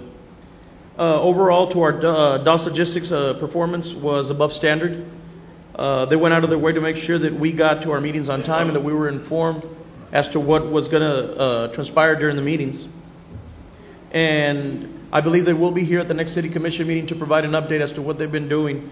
And they are available via internet or through the phone, and they are very knowledgeable, and they have answered a lot of the questions that I had prior to the trip and when we got there. So overall, as an elected official on the trip, I can tell you that those logistics was doing their job, and we were successful in getting the meetings that we were scheduled to receive. So thank you. Thank you, Commissioner Longoria. Commissioner Camarillo. Thank you, Mayor. Early June, I had the opportunity to attend the Keep Texas Beautiful conference. This past year, I served as a on the board of directors, and I'm very fortunate again to get reappointed for a 2-year term. I'm very excited about that because Keep Texas Beautiful, as a nonprofit program in the state, works to beautify communities across the state of Texas. And that's important to me for Brownsville because there's a lot of things that we can do differently, and not only focus on the no litter and cleaning up the area, but also focusing on recycling and different initiatives on a statewide basis, but also in conjunction with Keep America Beautiful, which is a national organization that offers many different resources to states across the country. So I look forward to another 2 years and hopefully do some things in the community and for other nonprofit organizations in Brownsville that have the possibilities to apply for funds that help to beautify this community, but also some recycling efforts as well. Each of the commissions and the mayor you all have a no litter poster. If you remember some time back, Sharon Pugnett with the environmental trendbenders came forward and talked about their no litter coloring book. Well, they developed these posters, and some of you around town might have seen them. I saw the first one at Blackbeard's a month ago or so, and I thought it was great. It highlights obviously the importance of no litter in the community and really taking ownership of why we want to keep this community beautiful. And so I gave each of you one of them to just kind of put up maybe in your business or one of your hot spots that you'd like to go, just to reinforce the issue that we need to keep this community clean, and it starts with all of us. And the kids can tell us a lot more because they learn about it in school. But it's very important that we don't just go and throw something outside of our car when we're driving, or think we're walking around downtown and we can just leave our trash wherever we'd like. We need to pick up after ourselves, and keeping this community clean and being conscious of that, but educating our youth is very important. And so I want to thank Sharon Pugnett and the Brownsville Herald and the Community Development Corporation and Kumon and all the folks that have really made the poster what it is, and it highlights the city's mascot, which is Rio the Parrot. So I want to thank them for their efforts and their work. Finally, I want to talk about the street renewal program that the city's been undertaking for the past couple of months now. I'm very, very proud of our crews and folks that we have contracted to help with the repavings and reconstruction of streets in my district. The work has been smooth. Mr. Calvert, I want to thank you very much for that, and Santana, your crews have they've done great, and they've taken those streets apart and they put them back together. They've done a lot of curb work, and some areas which were notorious for always being ripped up are now brand new, and it's very exciting to be able to drive and not wink a little bit when you're driving because you're going to hit that pothole, and to know that it's a brand new street. So I'm very, very thankful to the crews, to the staff, and our engineers for working very hard and keeping up with the projects, because sometimes they just get overlooked, and it means a lot to the residents that live in those areas that have waited for a long time. So I want to thank you all for that, and I hope the public can keep working with us and be patient, because this is a process that takes not only resources but a lot of time and effort. That concludes my report, Mayor. Thank you, Commissioner, very well. I want to announce that there will be an event at the Brownsville Museum of Fine Arts Friday, 6 o'clock, in honor of our U.S. Consul Cecilia Herrera Elizondo, who's being transferred to Venezuela, and the public's invited. She will be recognized publicly for her service there, as she should be, and we wish her well. So the public, I want to inform you to please go by and wish her well in her next assignment. That'll be Friday, 6 p.m. this Friday at the Brownsville Museum of Fine Arts. Proclamation. Karina Joko, would you please, Miss Karina Joko, would you please come forward? If the commission would like to go down and give this proclamation. Welcome. Go ahead and stand up there in the middle right there.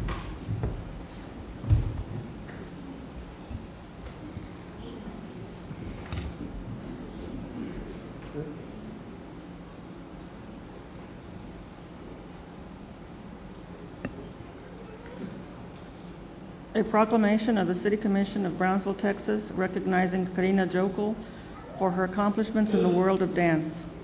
Whereas Karina Jokel is a native daughter of Brownsville, Texas, and is the artistic director and owner of the Academia de Danza Karina. And whereas Karina has danced professionally with the Chamber Ballet in Williamsburg, Virginia, the Hispanic Ballet in Miami, Florida, and the world-renowned Vaganova Academy in St. Petersburg, Russia. And whereas Karina has also toured extensively throughout Mexico with the opera company from Bellas Artes in Mexico City, and has also studied belly dancing under the direction of Tamlin Dalal, the noted dancer for Prince Khalid of Saudi Arabia. And whereas Karina has attended extensive courses with noted dancer Gazelle of Israel and the former Rajia Hassan of Egypt, and she is certified to teach belly dancing through the Middle Eastern Dance Exchange. And whereas Karina in 2001 received Glamour Magazine's Woman of the Year Award as a member of Dance Educators of America, as well as the Asociación Nacional de Grupos Folclóricos, and finds time to play a very active role in her community. And whereas she has co-chaired the 2004 Cancer Society Relay for Life, is involved with the Society for the Prevention of Cruelty to Animals, the Junior Service League, Girl Scouts, is a member of the South Texas Gospel Choir and Rotary International. Now therefore, we the members of the City Commission of the City of Brownsville, Texas, by virtue of the authority vested by the charter of said city, do hereby recognize and congratulate Karina Jokel for her achievements in the world of dance and for her positive community activity done on this, the 20th day of June 2009.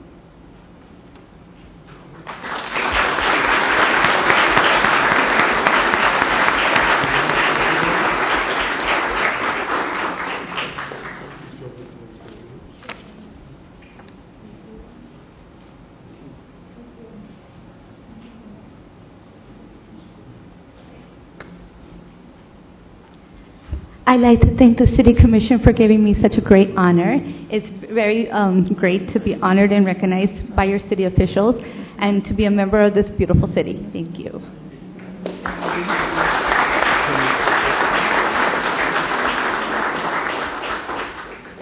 Go back up and down again. Is anybody from Kenmont, 6th grade here? We're going to be here next week. Okay. And then the next one is... Ernie Gonzalez. Ernie, you here? Come up here. I've known Ernie since he was almost a baby.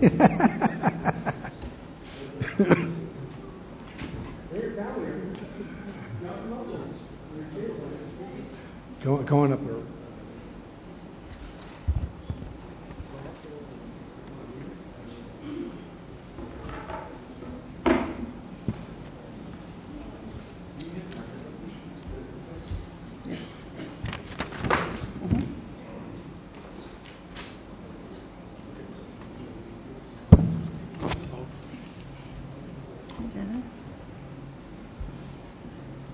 Ernie, I'm honored to read this. I've known you for a long time.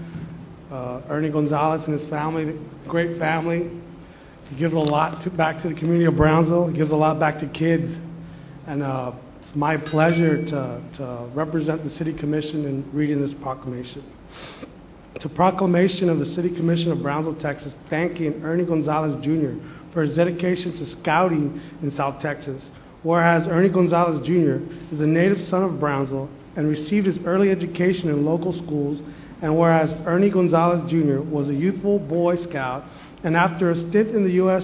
Marine Corps, became a volunteer scout leader, and whereas in all, Ernie Gonzalez, Jr. has been a member of the Boy Scouts of America, BSA, for more than 27 years and has, for the past 12 years, served as an executive in the Rio Grande Council, BSA, beginning as an entry-level district executive and quickly moved up the ranks, serving as senior district executive, public relations director, and district director. And whereas Ernie Gonzalez's success can be measured in part by 1997 through 1999 and through 2001 and 2009 recognition by Boy Scouts of America, and he has led 10 successful fundraising and membership campaigns, thereby reaching every goal he set since he has been an employee of BSA. And whereas Ernie Gonzalez Jr. has been married to his wife Janice for 12 years, and they are proud parents of 3 children, Ernie Fabio, which is 10, Mitch Elias, 7, and Cristina Isabella, 2. And whereas on July 16, 2009, Ernie L. Gonzalez Jr. begins a new phase of his career with Scouting, taking the position of Finance Director with the National Capital Area Council, Boy Scouts of America, headquartered in Bethesda, Maryland, and in Washington, D.C. And whereas our loss will be the national capital's gain, and we wish Ernie and his family health and happiness for the future. Now, therefore, we, the members of the City Commission of the City of Brownsville, Texas, by virtue of the authority vested by the charter of said city, do hereby thank Ernie L. Gonzalez Jr. for his many contributions to local scouting and wish him well and Godspeed in his new job. Done on this day, the 7th day of July, 2007, signed by our Mayor Pat Humala and the City Commission.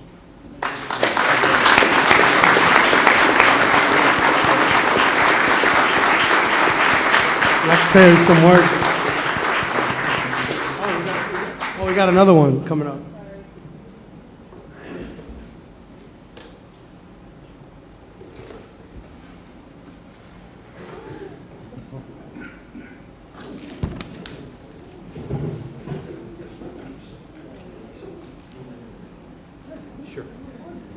Ladies and gentlemen, Mayor, members of the City Commission, also the good citizens of Brownsville, our fellow scouters, scout leaders, and scouts that are in attendance this evening. It's our privilege and honor today on behalf of the Rio Grande Council of Boy Scouts of America, and presiding is Dr. Osvaldo Cantu, the Rio Grande Council President, as well as Larry Jokel, who serves on the board of the Rio Grande Council, to extend a Distinguished Service Award in recognition of all the hard work and time and dedication that Ernie has exemplified and provided to us, not only at the council level throughout the lower Rio Grande Valley, but also for the district, the Tipitec district, which extends from Los Fresnos south to South Padre Island. So at this time, we would like to extend this recognition award to you, Ernie, and thank you very much for all your years of service and dedication here in the Brownsville surrounding area.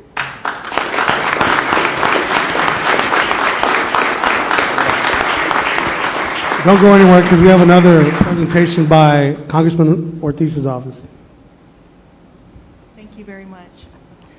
It's my honor and privilege to be here this afternoon, this evening, to make this very special presentation on behalf of Congressman Ortiz.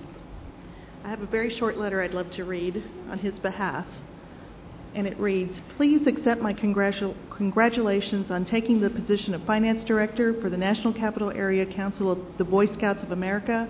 I have had the pleasure of knowing you and your family personally, and I am proud to know you have taken this step. You were an asset to our team when you served as our office's Special Projects and Grants Director, and I know you will carry your line of work and dedication with you to this new chapter in your life. I know your work firsthand, which will be a driving force as you meet new challenges while working for the National Capital Area Council. I am confident you can continue to achieve great success through hard work, dedication, and commitment to the Boy Scouts of America. Please know you and your family remain in my thoughts and prayers as you continue on this journey to Washington, D.C. I hope you will let me know if there's anything I can do for you. With kindest personal regards, I'm sincerely Solomon P. Ortiz, Member of Congress." If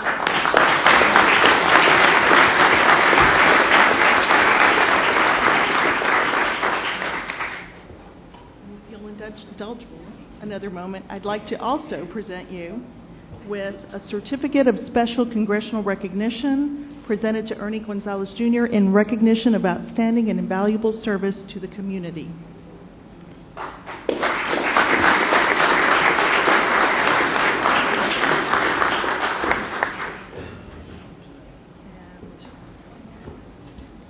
I've got one last presentation, probably the most special. This is our flag of the United States of America. This flag is a very special flag because it was flown over the United States Capitol for this very special occasion. And it also has a certificate that reads that this is presented to Ernie Gonzalez in honor of your dedication and commitment to the Boy Scouts of America. and it's a certified flag that has been actually flown over the United States Capitol just for you. Congratulations and good luck to you.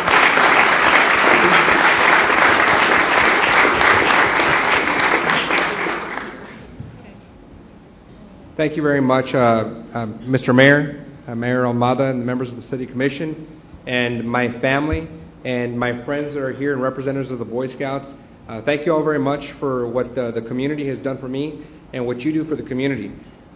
Years ago, as a young boy participating in Scout Government Day, an event that's supported by the City of Brownsville, I was in this building, and Judge Reynaldo Garza at the time, the late federal judge, gave me and a bunch of boys a lecture about citizenship. And I paid attention, and I really took that to heart. And I've been in public service for 19 years, and from the United States Marine Corps to working for the city, for the county, the United States Congress, and the Boy Scouts of America. I've never lost sight of the importance of citizenship and passing that on to younger people like my children and those folks that I represent in the Boy Scouts of America. I know that you all make a lot of sacrifices as elected officials, and certainly you are appreciated. And I want to thank all of you on behalf of the Boy Scouts of America for your support and what you've done and what you continue to do and serve as role models. And also the members of your staff, the professional staff of the city. I'd like to recognize some of those folks just publicly for their support after years of working side by side with them in special projects. Police Chief Carlos Garcia has been a long supporter of the Boy Scouts. Chief Perez with the Fire Department has also been a long supporter of the Boy Scouts. And Chris Patterson, the new Parks Director, has been a staunch supporter of the Boy Scouts in allowing us access to public facilities. But certainly without the leadership, the Mayor and the City Commission, we wouldn't be able to be as strong as we are in Boy Scouts without your support. So on behalf of my family, my friends, and the members of the Boy Scouts of America, I wish to thank you and also extend my continued service to the city as I am an ambassador to the Washington, D.C. area for the city of Brownsville. And if I should ever be available and you need a ride from the airport, please don't hesitate to give me a call, and I'd be happy to pick you up if I'm available. So thank you very much, and God bless.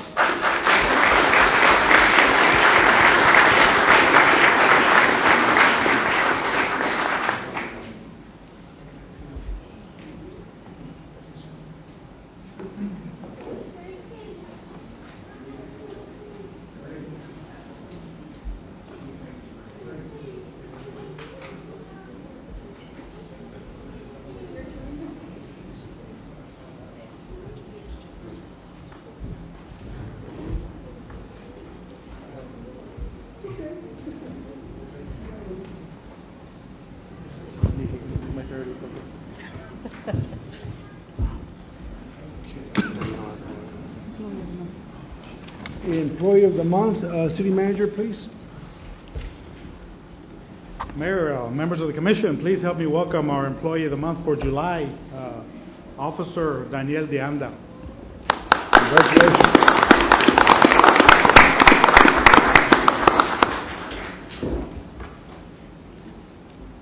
Of course, he's accompanied by Chief Carlos Garcia, and I'm sure he has a lot of good things to say about the officers being recognized today. Officer de Anda joined the police department 8 years ago. I think I was still there when he joined. Promising young man who right away took on to the responsibilities of being a police officer. He came from the military, served 4 years in the United States Army. Two icons left us 5 or 6 years ago. Officer Apotraca, who was our Army officer, and Ruben Gutierrez, who unexpectedly passed away at a young age. And Daniel took on the challenge of taking on the responsibility of being both our master armorer for the Brownsville Police Department and serving as a range master. And things have come a long way since then. We take the firing range very seriously, obviously, and the transitions to new weapons that occurred several years ago, he took on that responsibility, tested the weapons, tested other weapons, and recommended the weapon that they carry now as the weapon that all our officers are assigned when they join the department.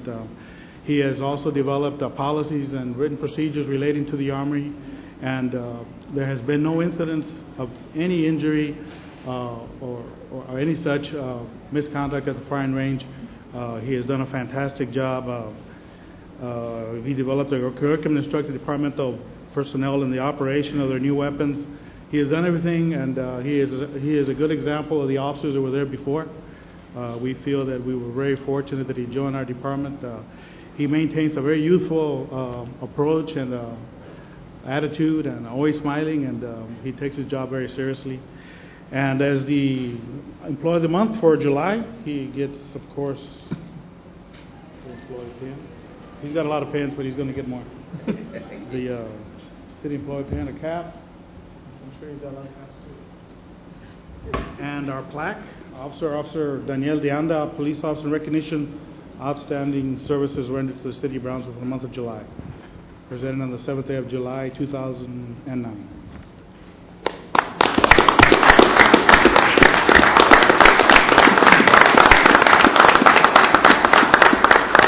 Of course, Daniel is eligible for the Employee of the Year at our banquet in December, and he gets lunch on the chief.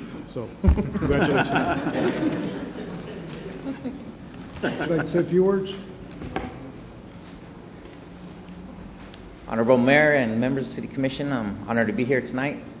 I'd like to acknowledge Chief of Police Carlos Garcia for his confidence in me, my immediate supervisor, Lieutenant Henry Etheridge, for his guidance, members of the firearms cadre, and my family for their never-ending support, especially my wife for holding the fort during those long hours.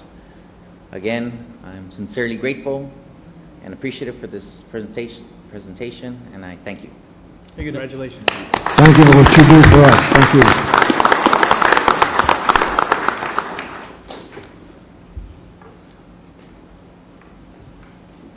Item 5. Item 5, consent agenda items A through C. Move to approve. Second. We have a motion and a second. Commissioner Longoria makes a motion, second by Commissioner Terriani. Any discussion? All in favor? Aye. All opposed? Motion carries. Item 6. Item 6, consideration and action to appoint or reappoint 6 members to the Heritage Council. Honorable Mayor, Commissioners, as some of you know, the Heritage Council is sort Please of over... state your name. Excuse me, Peter Goodman, Historic Downtown District Director. As most of you know, the Heritage Council is overseen basically by the Texas Historical Commission. And to that end, they set a lot of the standards. And basically, one of the standards is the type of people and the category of people that they require that the Heritage Council be made up of, such as historian, architect, archaeologist, planners, attorneys, and bankers. So we've got 6, we've got 1 opening and 5 reappointments. And the folks that I've asked to come tonight are some of those. Our one that we're recommending for a new appointment is Alan Peaks. Alan is got a lot of experience in he's the archaeologist in archaeology, history, historic preservation, construction, and real estate. Should I go on? No. Okay. The folks that would like to stay on and that we're recommending stay are Gene Bulge. Gene's been on the Cameron County Historical Commission and the Heritage Council since I was 5, I think. It's a long time. Mark Clark, of course, we'd like to stay. Mark, if you don't know Mark and his wife Betty renovated the 409 Gallery on 13th Street. If you haven't been to any of the either art openings or the music events that they run, please go. You'll meet a lot of very interesting people, including Mark and Betty. Mark has personally done restoration work and comes to Brownsville from the Smithsonian Institute. Who else have we got? Our newest member, we just appointed several months ago because he was filling John Chosey's position when he became a city employee. City employees are not eligible to be on. Is Trey Mendez in our attorney position. And Trey's taken a very active part in this, and he's sort of woken us all up and given us a lot of new ideas, so we're happy.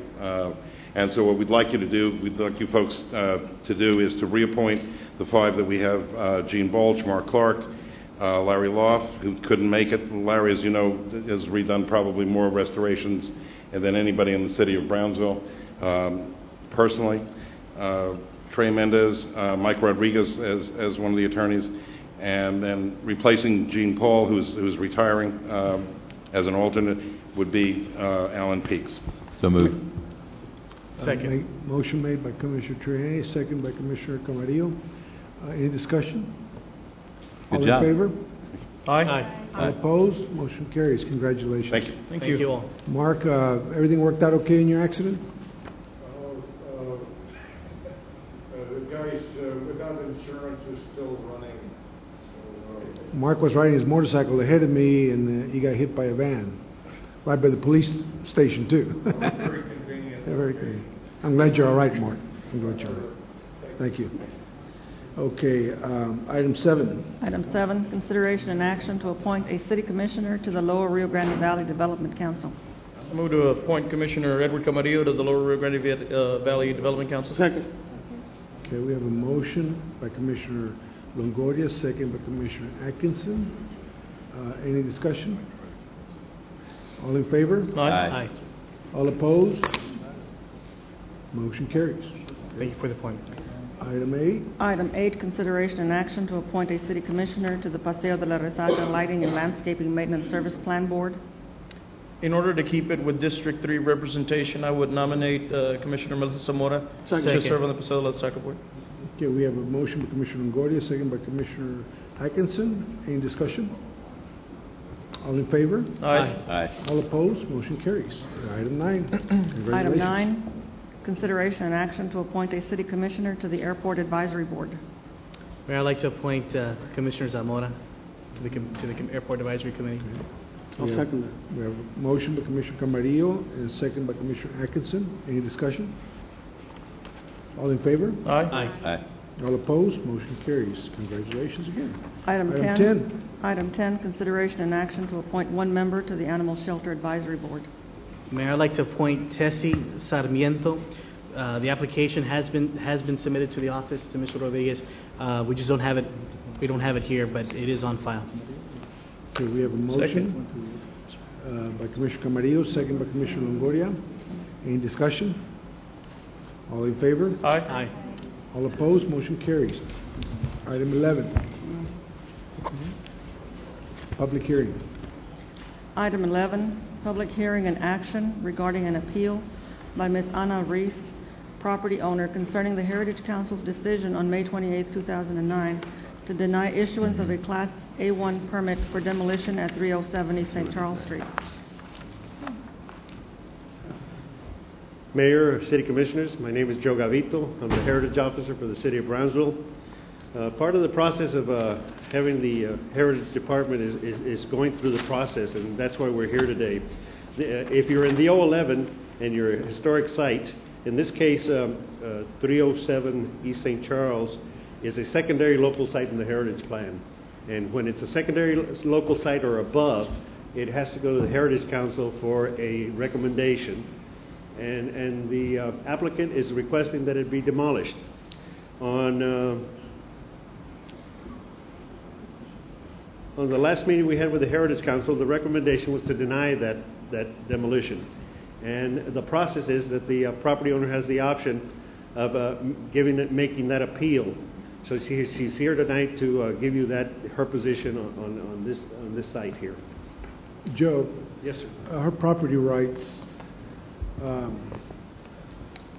mean, how can you dictate what she's going to do with that property if she doesn't have the resources to restore it to your standards? Correct. To answer your question, sir, is there an option that you can offer? The option is in front of us.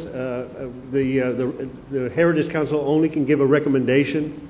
That recommendation, the process is to bring it to you if there's a yeah, but I mean, is there an situation. option that you can buy her property if you're denying her to do something that she wants to do as a property owner, her property rights to demolish? To my knowledge, there's no existing funds to be able to do that. We've tried. I mean, historically, we've tried to find other locations for houses. We've looked for people that try to save historic homes. We tried in this case. There was a couple of people that were interested in purchasing it, but the deals did not go through. But the applicant was here, so she has the ability to be able to. Who's going to pay her taxes on the improvements and all that if you don't let her do anything? By the way, I just wanted to say that Peter Goodman, Historic Downtown District Director, that the mayor's suggestion is a very good one. It's done in a lot of cities. It's called a revolving loan fund, where the city has funds to purchase a house like this, fix it up, and then resell it for more than what it was purchased for.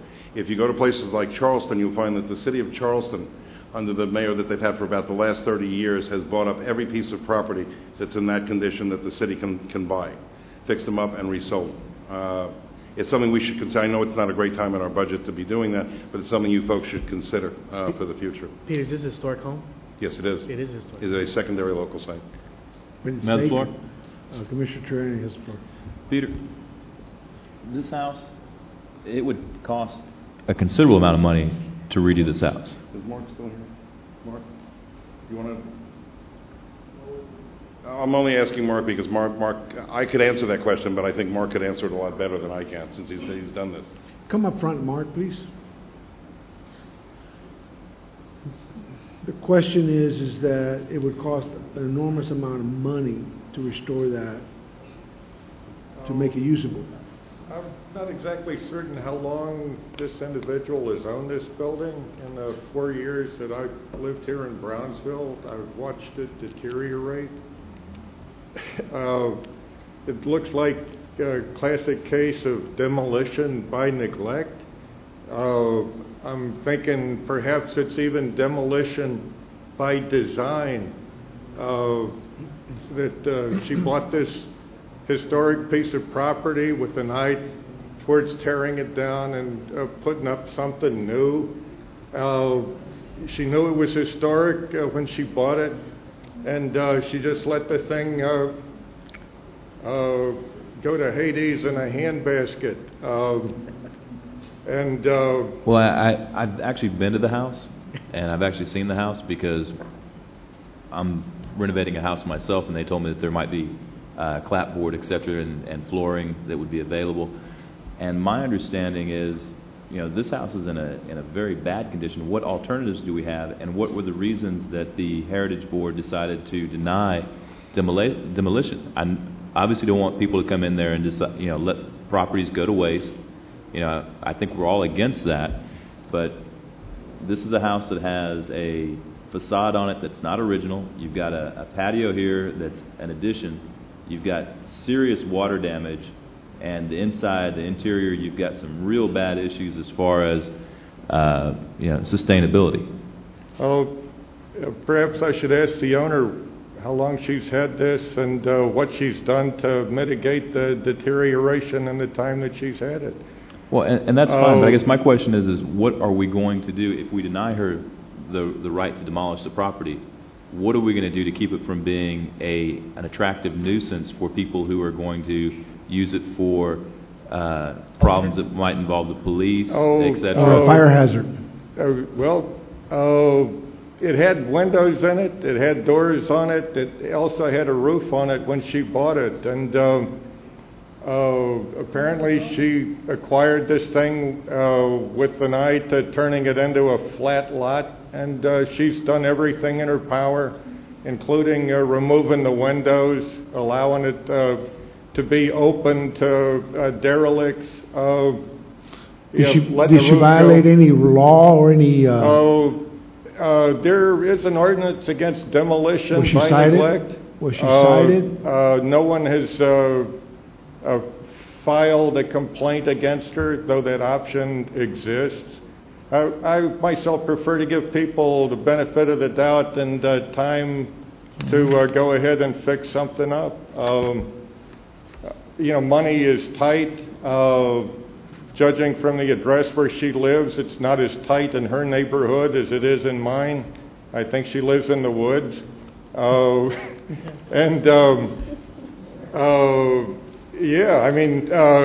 She bought this thing. She knew there were restrictions. She let it go. It breaks my heart. Mark, I understand, and I think we're all here supporting historic preservation. I think we all support that. But I think the question I have is this, that if we deny her the right to demolish it, that property is going to continue to exist. It's going to continue to deteriorate. It could become a health or fire hazard or something else, okay? What are we going to do to prevent it from further deteriorating or becoming a nuisance or something. I mean, Oh, what can we do? What can we do to force her to do something that you want to do that she doesn't want to do? And if we can't, none of the above is an option. And then the city's got to step in and either buy it or make some kind of arrangement with her so she'll restore it, and whether the incentive is there for her to do so, because otherwise, what's the purpose of us denying it?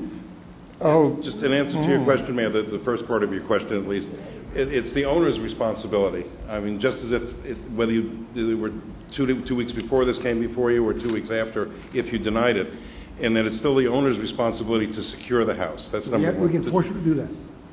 Yes, the demolition by neglect. As a matter of fact, demolition by neglect allows the city, if the city wanted to, the problem we have is we don't have the funds right now, unless Pete wants to write us a check. We could make the repairs and under demolition by neglect put a lien on her property. Now, of course, we're not going to get that money until it's sold, until she sells it. But the city has the right to make those repairs. Now, that's not going to fix it up and make it beautiful, but it's going to repair the termite-eaten lumber. It's going to close it up. It's going to replace the windows. It's going to replace the doors, and it's going to repair the roof. How much would that cost? I haven't made an estimate yet. We certainly could. Let's hear from the property owner. I had some questions, a couple of questions. Before we hear from the property Yes, owner, please. Commissioner Zamora was asking. When was the home designated as secondary heritage site? 2001, probably 2002. Yes, it's at least 20 years it's been on the plan as a secondary local site. Okay, and how many times up to this point has the Heritage Council contacted the owner to make an effort to restore the home or educate her on what programs are in place to secure funding to restore the home? We've had a relationship with Ms. Reese personally for the last 3 or 4 years. One of the main thing was to keep it secured. I think she showed good effort in the past to try to secure that piece of property. She's tried to keep those boards in the front doors, and when I've requested it, she has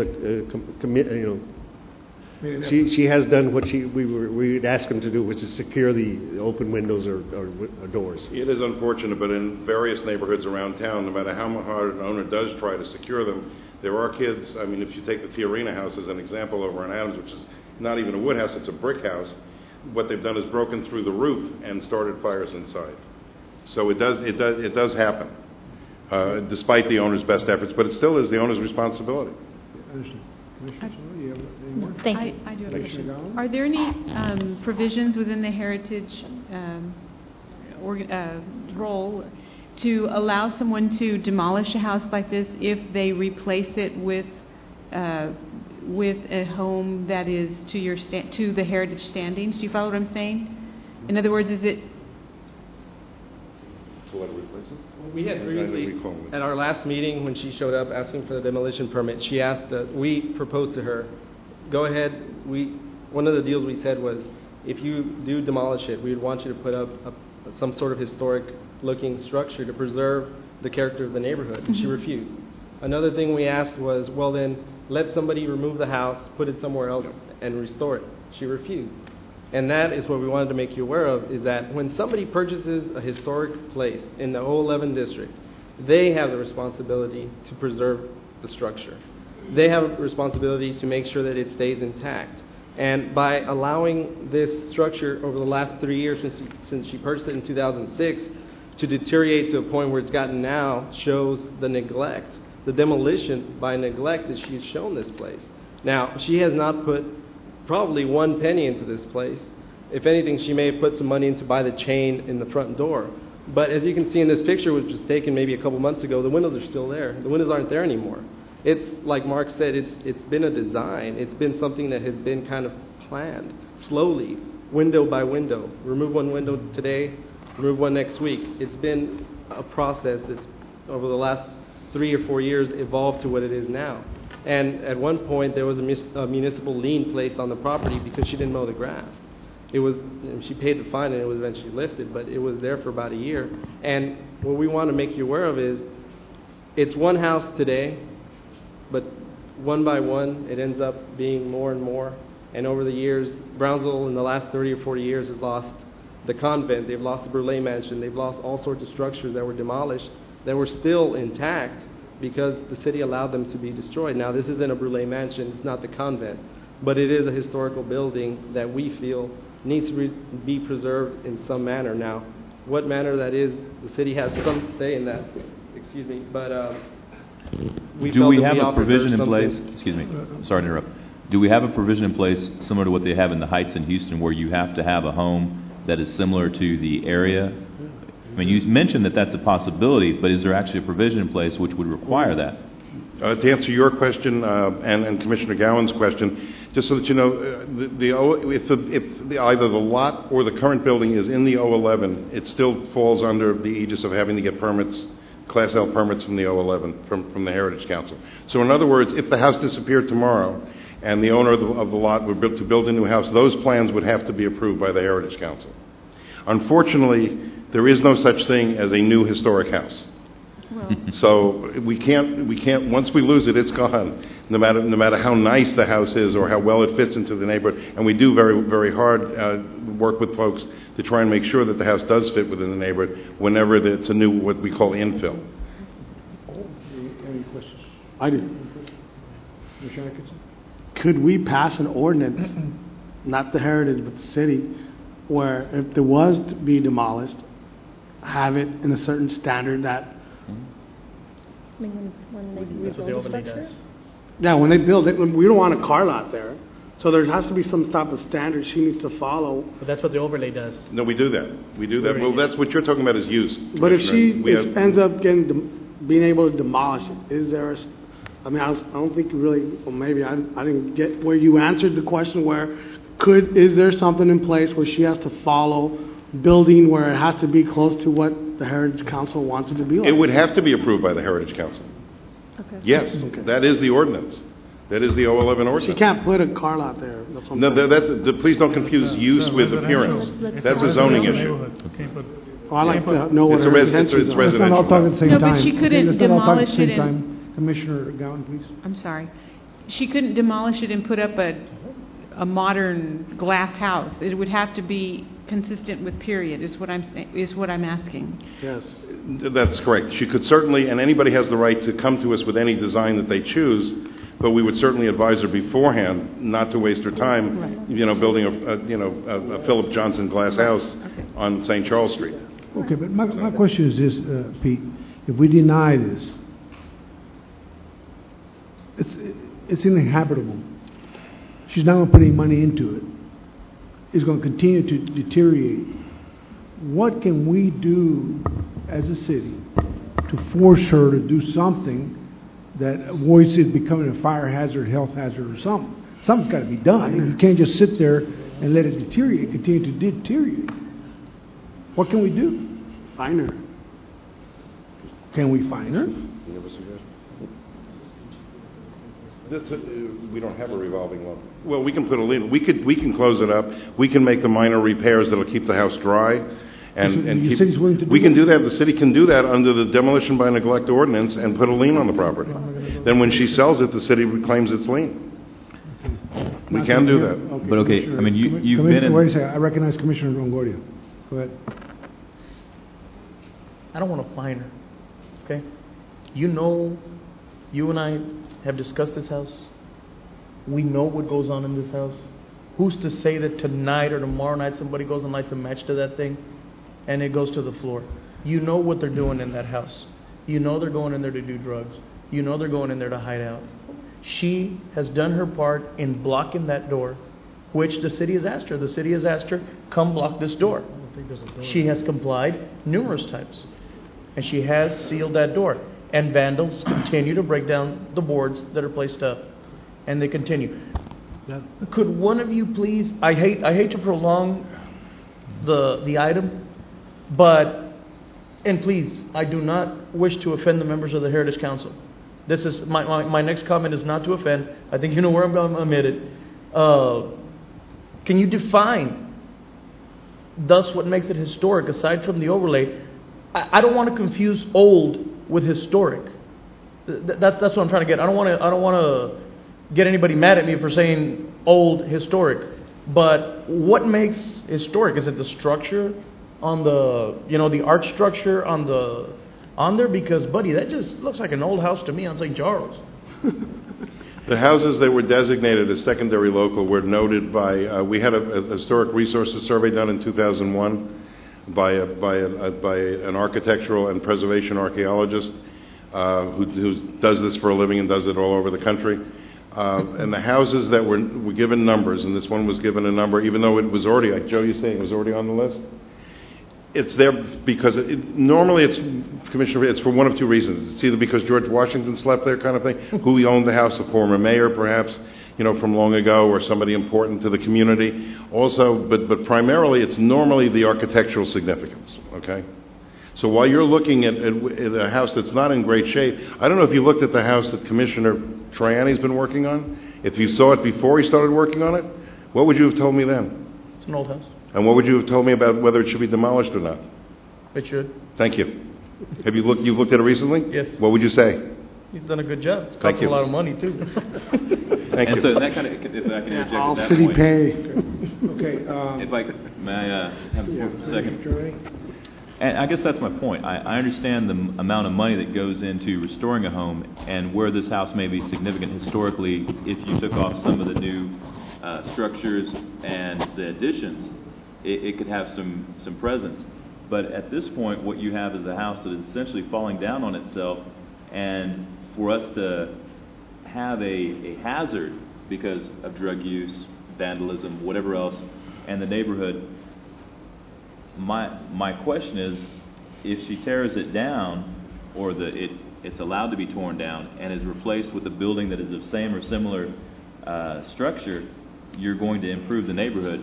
Whereas if we keep coming back here, I don't think anybody wants to fine her. But you're talking about you're talking six figures, probably double six figures, to repair this house. Well, you're certainly talking that figure to restore it. Now, there's a difference between restoring it and securing it. You know that. I completely understand the difference between restore and rehab. And I think to rehab it, what are you going to do with it? You're just simply prolonging its death. If you restore it, that's something else. I think if we use the standard of that any house in Brownsville that could be or has been broken into and kids have gotten in and used drugs or set fires, if we demolished every one of those, I think you'd find we'd probably demolish about 10% of the houses in the downtown area. Okay, but Peter, I think what you're missing is I want to keep the look of the neighborhood, I want to keep the look of downtown, but at the same time, am I going to put $200,000 into this home to make it something that somebody's going to buy and live in? Do you have a guess? Let me ask Mark only because he has some experience what his guesstimate would be just on securing it.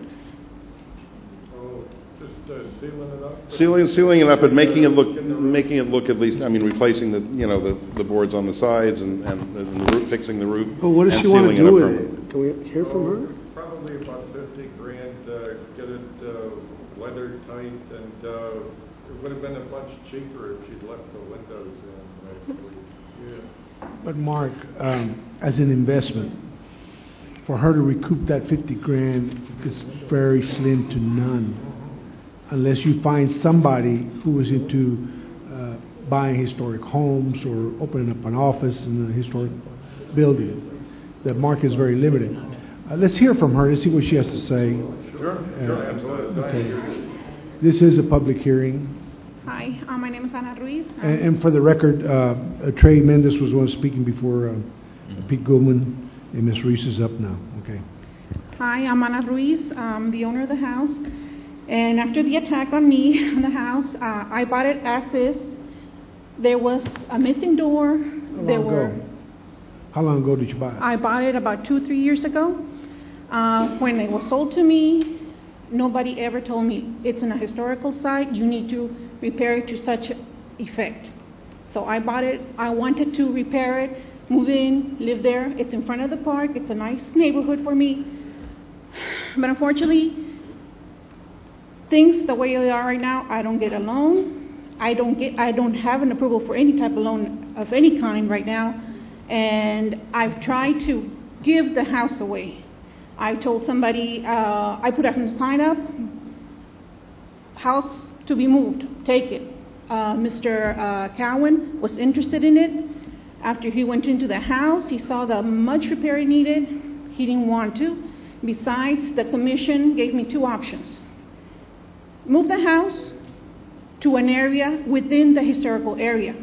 I don't have any other property that I can move it in. I don't know anybody that would like to take the house and put it into the property, let's say on Elizabeth Street or Levy or wherever.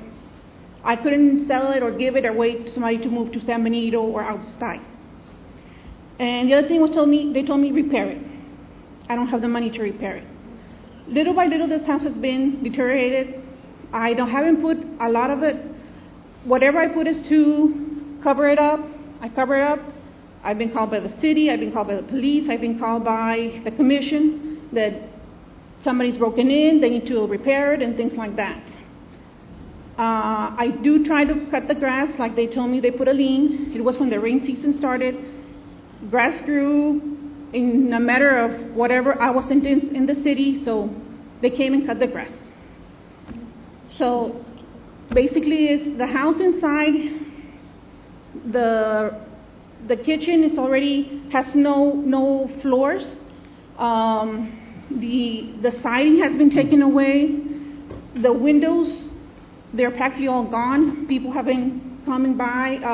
I have somebody that is willing to take it and demolish it because they're fixing another property within that area, and they want to use part of that to repair it. And he went by and called me, I think last week, that somebody was taking things out if I had given it to somebody else. I mean, whatever I try to do, I can't fix it up. I wish I can get some money and fix it up. Excuse me. Let me ask you, Peter, has anybody contacted the University of Texas? Maybe they could take this as a project to restore UTB? I know they've done that. When I've dealt with UTB, and I am dealing with them continually on other buildings in town, they normally have to fit certain criteria as far as size is concerned, because they have to have a specific use for it. Because as you know, the university isn't going to take any buildings that they can't use. This building certainly isn't big enough for them to use. Okay. And the Krager House obviously was very unique, not only in Brownsville, but in the world. Okay. Can I ask you one question, since we haven't chatted very much? Why did you buy it? I just said because I wanted She wanted to to live move in in there sooner or later. You wanted to live in there? Yeah. In that house? Yeah. God bless you. Go live in it. Well, Fix it up and live in it. I know you like to attack me, but I'm not attacking. like I said, I wanted to repair It's it uncalled and move for. in. Unfortunately, the cost to repair was more than I could afford, and there's nobody that can lend me Okay, money. let her finish. Let her finish. Go ahead, continue. Well, I was just thinking that maybe we could get you some help through the University of Texas. Let me ask you, what's the property assessment value on that thing?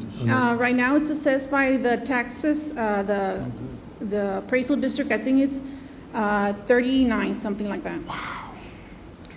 Commissioner, Let me ask you something. If it were to get demolished, what would you do with it? Well, right now, I can't, even if I wanted to build anything. You want to hold on to it though, or you want to sell the land, or what do you No, want to do? I bought it because I like the property area, and I would like to live in a similar house like that. The property itself is good, and later on, whenever I do have money or I'm able to get a loan, I would probably build something similar to that. Are you delinquent in paying the taxes there? or- No, everything's paid for. And, what about when they cut the grass? Did you pay the city back? Yes. you should be able to lower your property value based on that it's not habitable. Commissioner?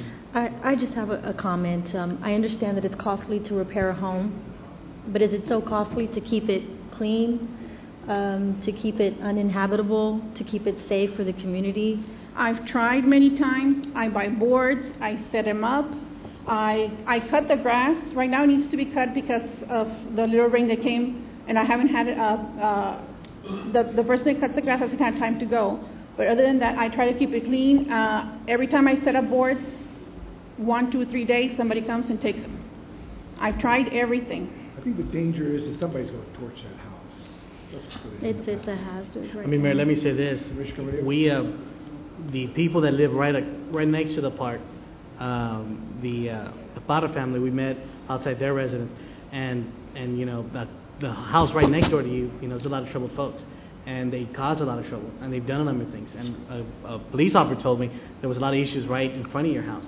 And you know, when a car one night was just pulled in, and you know, glasses broken out of the car, nobody's there, a whole bunch of blood. So there's been a lot of issues there, and it's tough to hear these things and to know that there's this structure that houses a lot of illegal activity. And what can we do?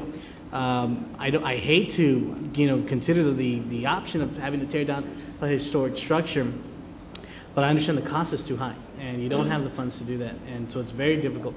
At the same time, I want to make sure the residents are safe and protected, and that's, to me, one of the most important things of, being the commissioner of the area, because I know what it's like. Every night when I'm going back home, I drive to the park just to see what illegal activity is going on, so I can contact PD.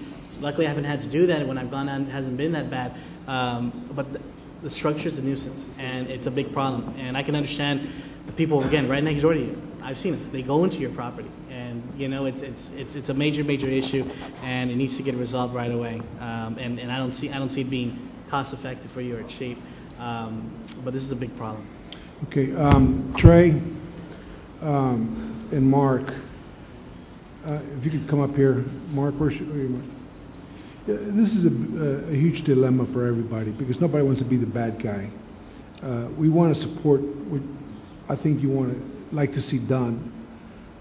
I don't believe that it's feasible for this woman to get where you want her to be, to do with this house, to restore it. Maybe y'all could sit down together, come up with plan A, B, and C. A, B being the ideal plan. And what are the options to get her there? That won't work. Plan B, as to maybe getting somebody else that could maybe joint venture with her or something. She owns the property, fixes it up, and then they split the profits when it's sold. Plan C, that is demolished, but it's demolished very carefully to recycle. That California siding is very expensive. It's irreplaceable. That can be used to restore other historic sites. So the benefit of what exists there could be, put to better use than just demolishing it. Okay. Another option could be to cart the house for future restoration by somebody else, someplace else. So could y'all maybe a suggestion and come back next meeting and see if y'all can come up with something that y'all can agree on. What I thought would have been the best option was just move it somewhere else.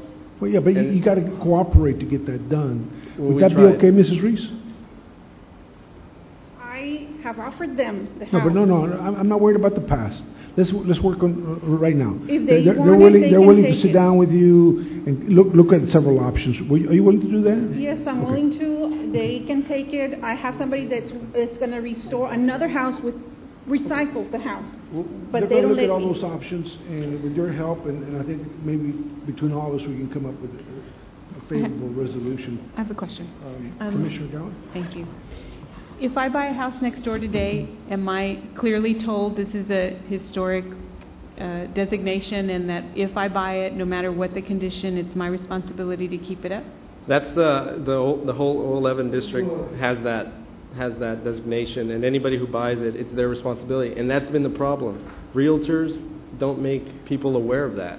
And then that's why I kind of sympathize with her situation, because I bought a historic house and nobody told me I had to follow certain things. My intent was to restore it, and I did. But that seems to be the underlying issue, that there's not any disclosure at the time that it's purchased.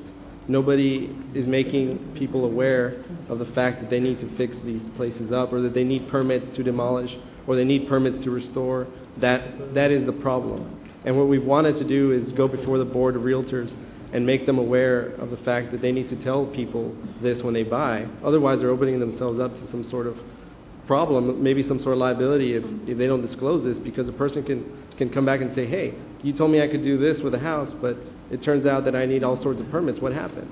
And that's been the underlying issue. Trey, perhaps you can get with the city attorney, draft a city ordinance that forces disclosure of a house in the overlay district. Maybe you can get together with them.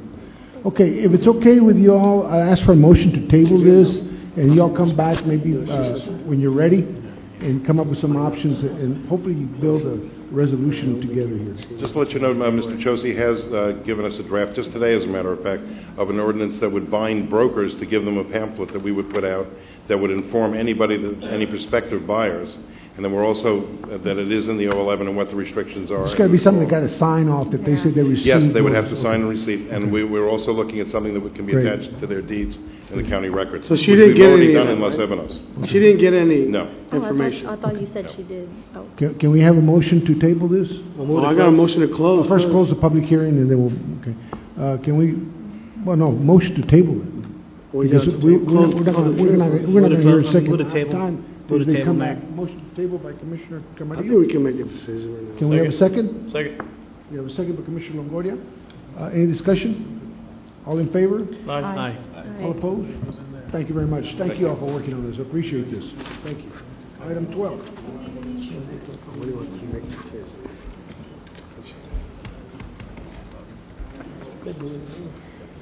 Item 12, public hearing and action on first reading of ordinance number 235-2009-021-S to allow zero setback on the west side and 3 feet on the north side of lots 16 and 17 of Block 171 of Olmedo, original town site located near U.S. Highway 7783 and FM 1732. Honorable Mayor and City Commissioners, in this case, it's specific use.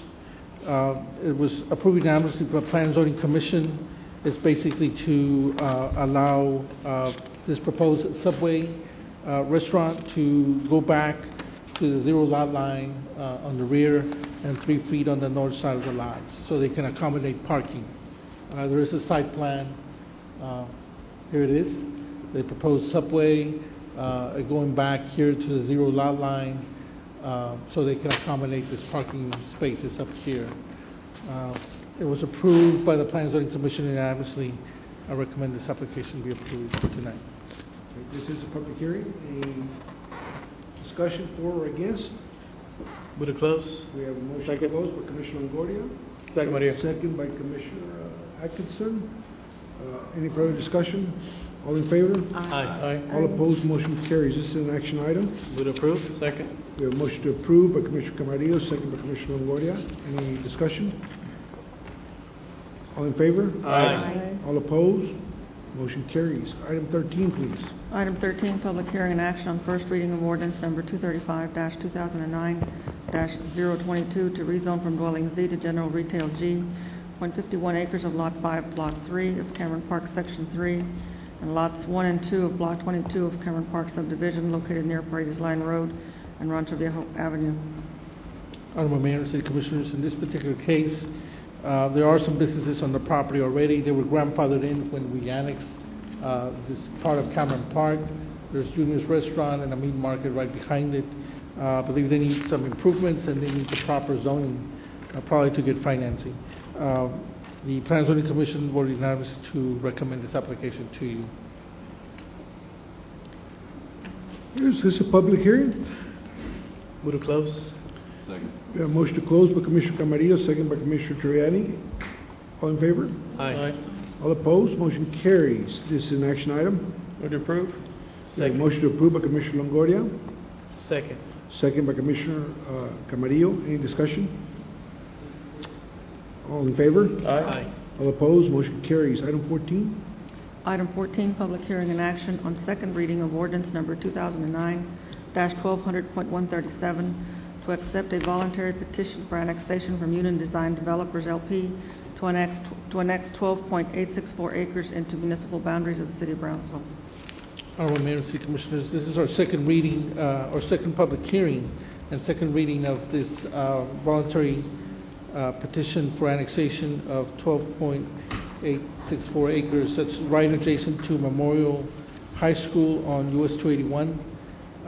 This second public hearing, I guess, again, to solicit comments from the public, anybody interested in this voluntary annexation case.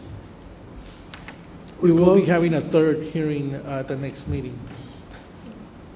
Commissioner Atkinson wants to be recognized. So move to close. Motion to close. Second. Second by Commissioner Terriani. please come speak. Come on down.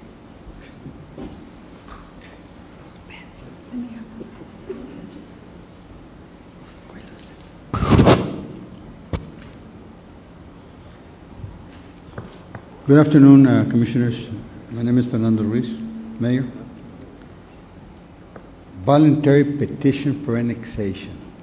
That tells me something, but I don't understand the pros and cons of why we want to admit this person or this 12 acres that they were just purchased not too long ago into our area.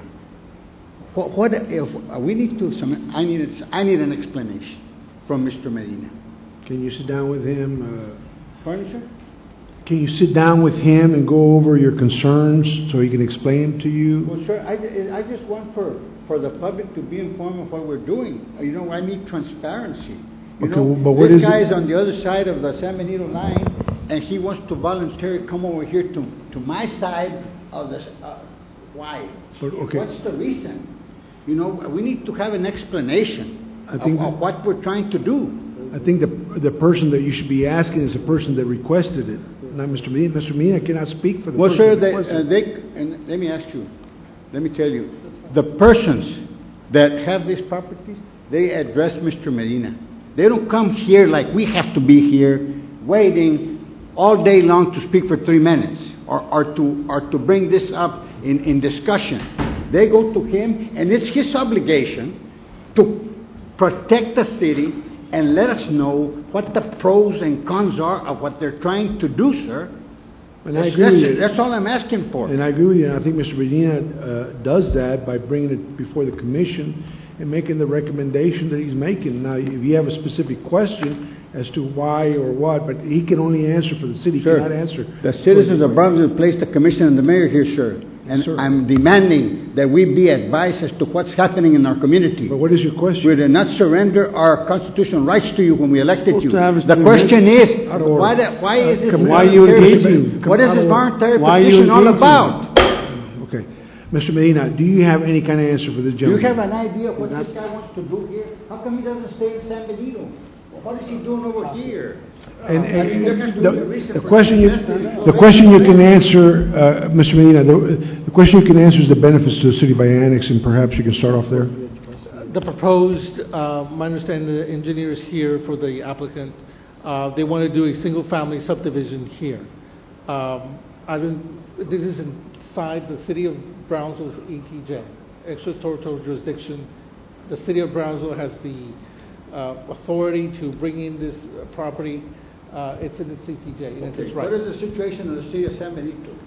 The city of San They Benito. don't care if they build something? No, sir, because that would increase their tax bracket. Sir, the city of San Benito's ETJ is far west from this. It's over 5 miles from this site. Okay. I have a question. Ben, we're not here to debate. You gave him the information he requested. Commissioner Zamora. I understand there's a school adjacent to this property? Yes. Okay, the single-family dwelling, the children in that neighborhood, what school will they be attending? This will be a high school right adjacent here. Elementary will go to Villanueva, my understanding. And middle school will go to Stillman. Stillman. And the high school? Memorial High School is right here until it's built. This will be Pace High School. One of the reasons to annex is benefits our tax rolls also. The benefits to the city of Brownsville would be the improvements, added tax base, the zoning control of the site. We already have these services, utilities, and everything.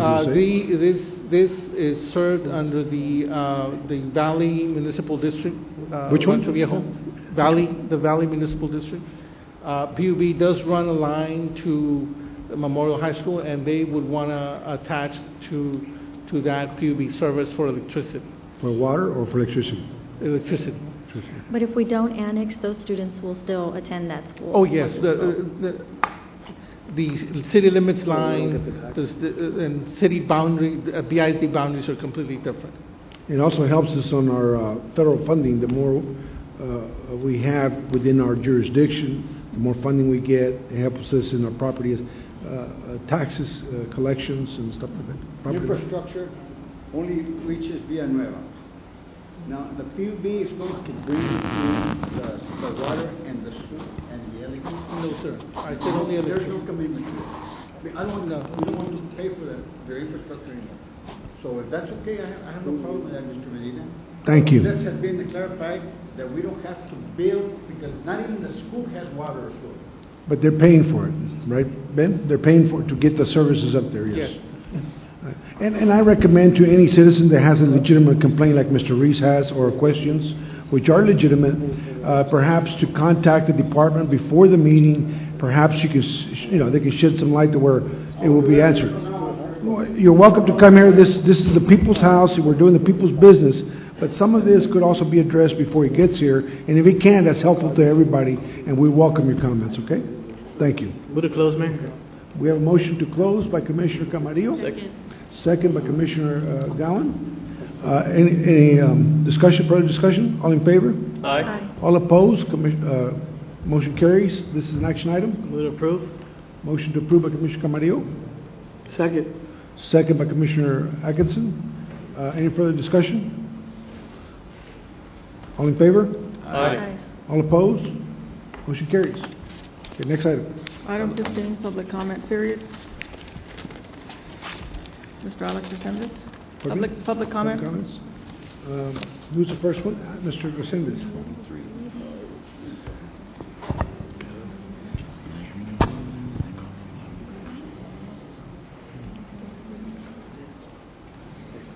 Buenas tardes todos ustedes. My name is Alex Resendez. I want to congratulate, I had been here since the new two commissioners, the two lady commissioners. I want to congratulate them, that they won the election and they're here. Pues my congratulations to them, ¿verdad?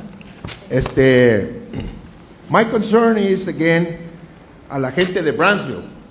La gente de Brownsville, I've been, like I came in here and I said about the storms, the floods and the hurricanes. La gente de Brownsville tiene que saber una cosa, whether they're going to stay o si se van a salir, or they're going to leave. Porque si la gente de Brownsville, Mayor, se decide salir, suppose that they announce that we do have a hurricane coming, y en Padre Island ya están las olas bien altas y todo, y la gente de Brownsville, they announce, we want you to leave on Friday or on Thursday, it's going to be too late. Porque cuando anuncia el radio, todos se quieren salir a la misma vez. Mayor, I think you understand what I'm trying to say. Cuando se quiere salir, when all want to leave at the same time, they're going to be stranded. Van a estar los carros y van a batallar por el flood, van a batallar en el highway, el highway petrol y todo. Va a ser un desastre muy feo. Ojalá que nunca, ¿verdad? I'm praying que Diosito quiera, ¿verdad? Que no nos pase, pero we're getting pretty close. En un desastre de esos, if you decide to stay, el que se quiera quedar aquí en Brownsville, va a tener que pensar que tiene que tener bastante agua en su casa por 3-4 días. I don't know how long it's going to be. I hope it does not happen, Mayor. Pero es una tragedia muy tremenda. El que se queda, he's gotta know he's going to stay, and if he stays, he better be en un lugar que está safe. Canned foods, todo ese borlote, ¿verdad? Para que no sufran los niños. Y si tiene un generator, un electric generator, would be beautiful. Porque se acaba el air condition. Si la persona está enfermita de corazón, o si está muy gorda o algo, without air condition, you don't have an electric deal there to have un fan or something, you're in big trouble. Otra cosa que me gustaría decir, los entities de National Guard, los entities de la Reserva, los entities, estos hombres, cuando hay catástrofe, they don't know what to do. I've seen them many times. They start running con los troques para allá y para acá, y los soldados con carabinas, y tenemos que get coordinated para sacar la gente from the low Rio Grande Valley, y tenemos que get coordinated for the people who are going to stay, como dice usted, de Matamoros, de muchas partes. Vamos a tener que tener shelters. And I yield my time. May the Lord bless us all, okay? Que Diosito les bendiga. Thank you. Thank you, Mr. Resendez. Next person here. Mr. Uresti. Robert Uresti.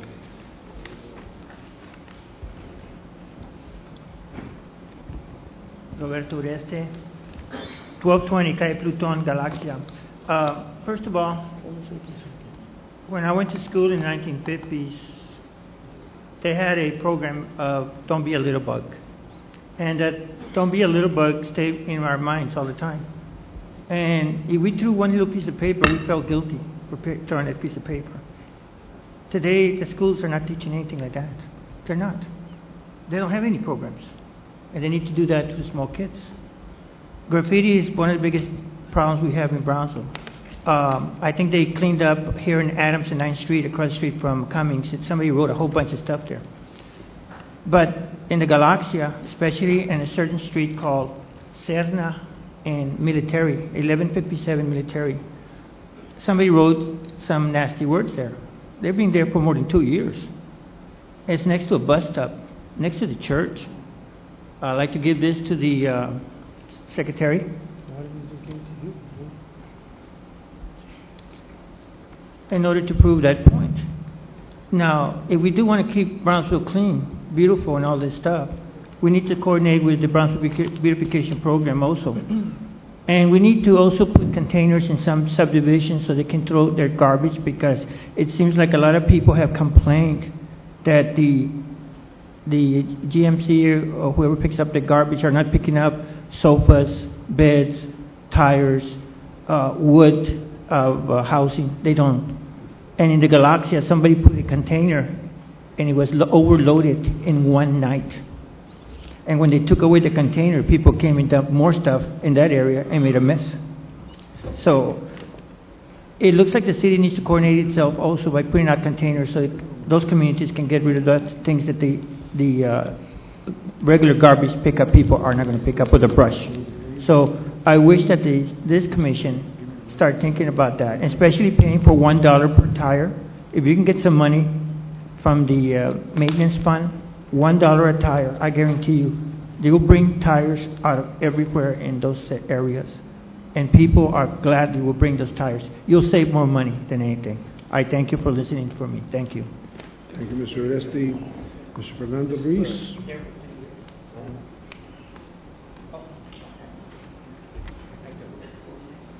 First of all, good afternoon. I already presented myself to you. I'm going to demand respect, and you're going to be mocking me, you know. I'm going to go back to the last time that I was irrespectable to that person, and if you're going to mess with me, you're not going to mess with me, you're going to respect me, you know. I hope you understand that. I'm here today, sir, direct your comments to me. Yes, sir. I'm sorry, sir. I'm here today because I'm seeing this executive session. What establishes executive session? The concerns of the people are the most important thing to keep us informed. This is transparency. We're going now into this coal plant again, and I am very well read concerning subject matter, and we're going backwards. We're supposed to be looking at solar energy. We're supposed to be looking at energy that's produced by the currents of electric plants that are inside that would be able to work in the Gulf of Mexico. We have wind power. I just passed by this area in King Ranch yesterday, and you know, those fans, they look small. But when you see them down here, when I saw those big generators, I mean, they're huge because they're 150, 200 feet up in the air.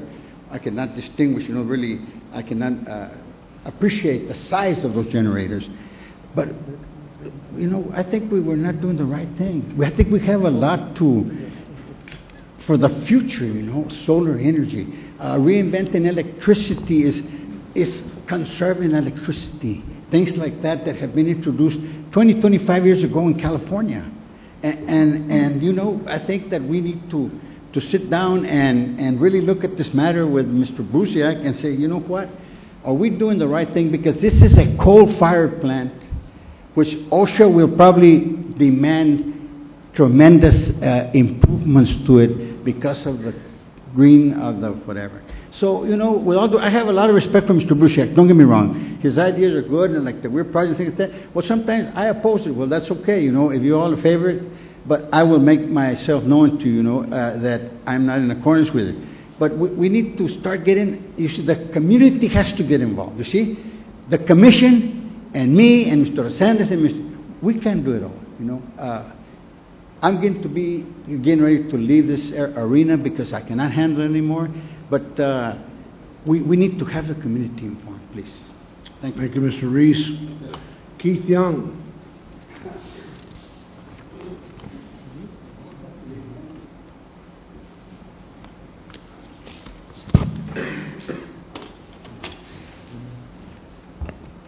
My name is Keith Young. Thank you for your time and good evening.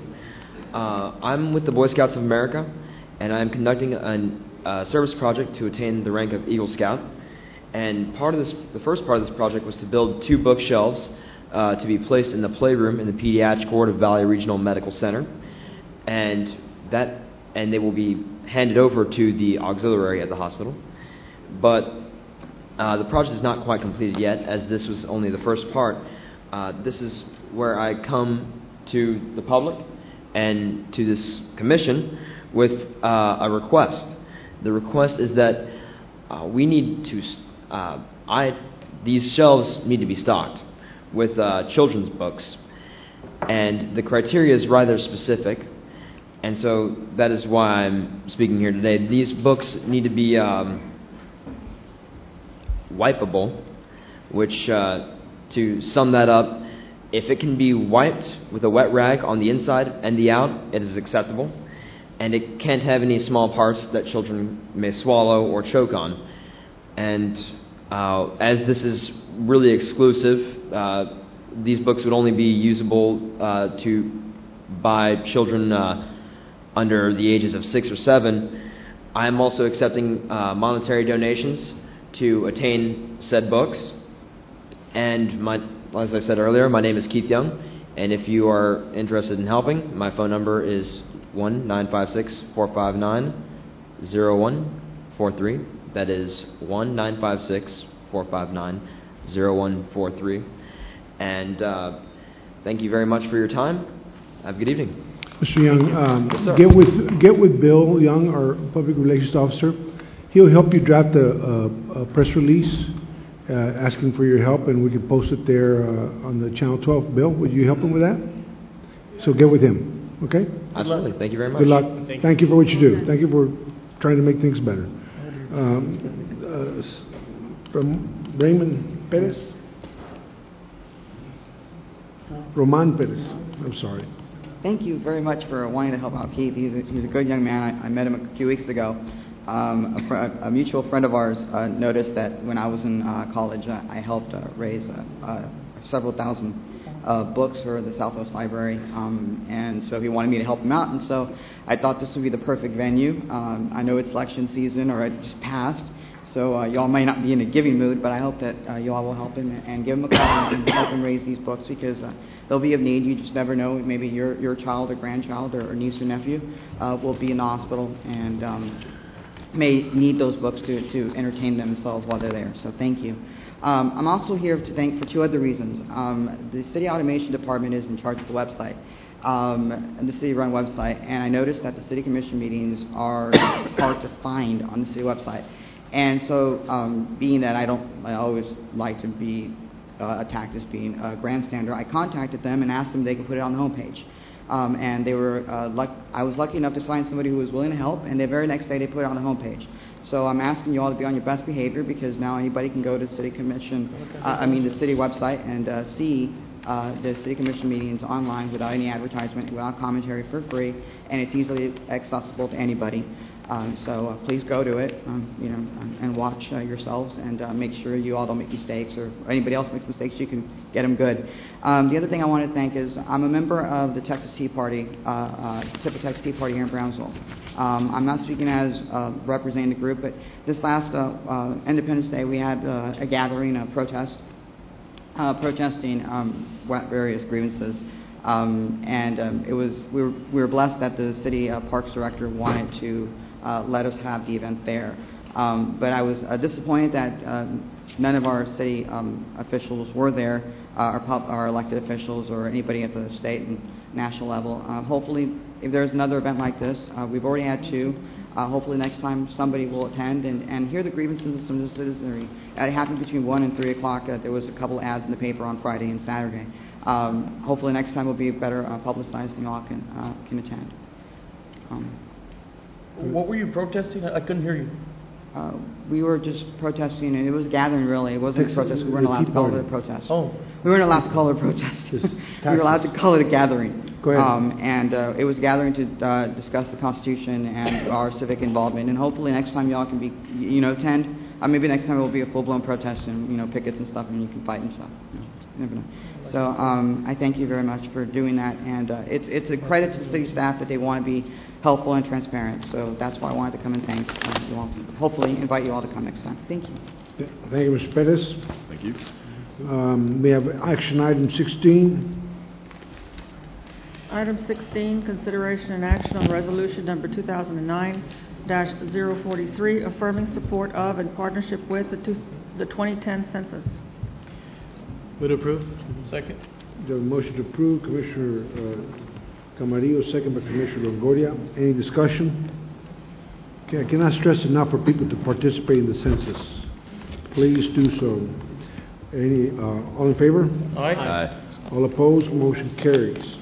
Item 17. Item 17, consideration and action to authorize the Brownsville Fire Department to submit a grant for the construction of a new fire station with the assistance to assist the firefighters' fire station. Honorable Mayor, Commissioners, this is a grant to the Homeland Security for the construction of a possible fire station near 511 near the animal shelter for $1.1 million. Currently, this is the current map that we have. You see our response times goes up almost as far as about 2 miles south of 511. The proposed station, which is the next one, we're asking to be built, will encompass. Currently, we service about 80% of the city right now in the current stations, the way they're situated. If we build this station, that new red stuff that you see will be the new boundary that it will be able to take within 5 minutes. Thereby, you will be able to respond within 90% of our city limits, especially for the people at 803 and 1421, 1732 area. This is a proposition of moving one station to another, so it doesn't, no cost as far as personnel is concerned.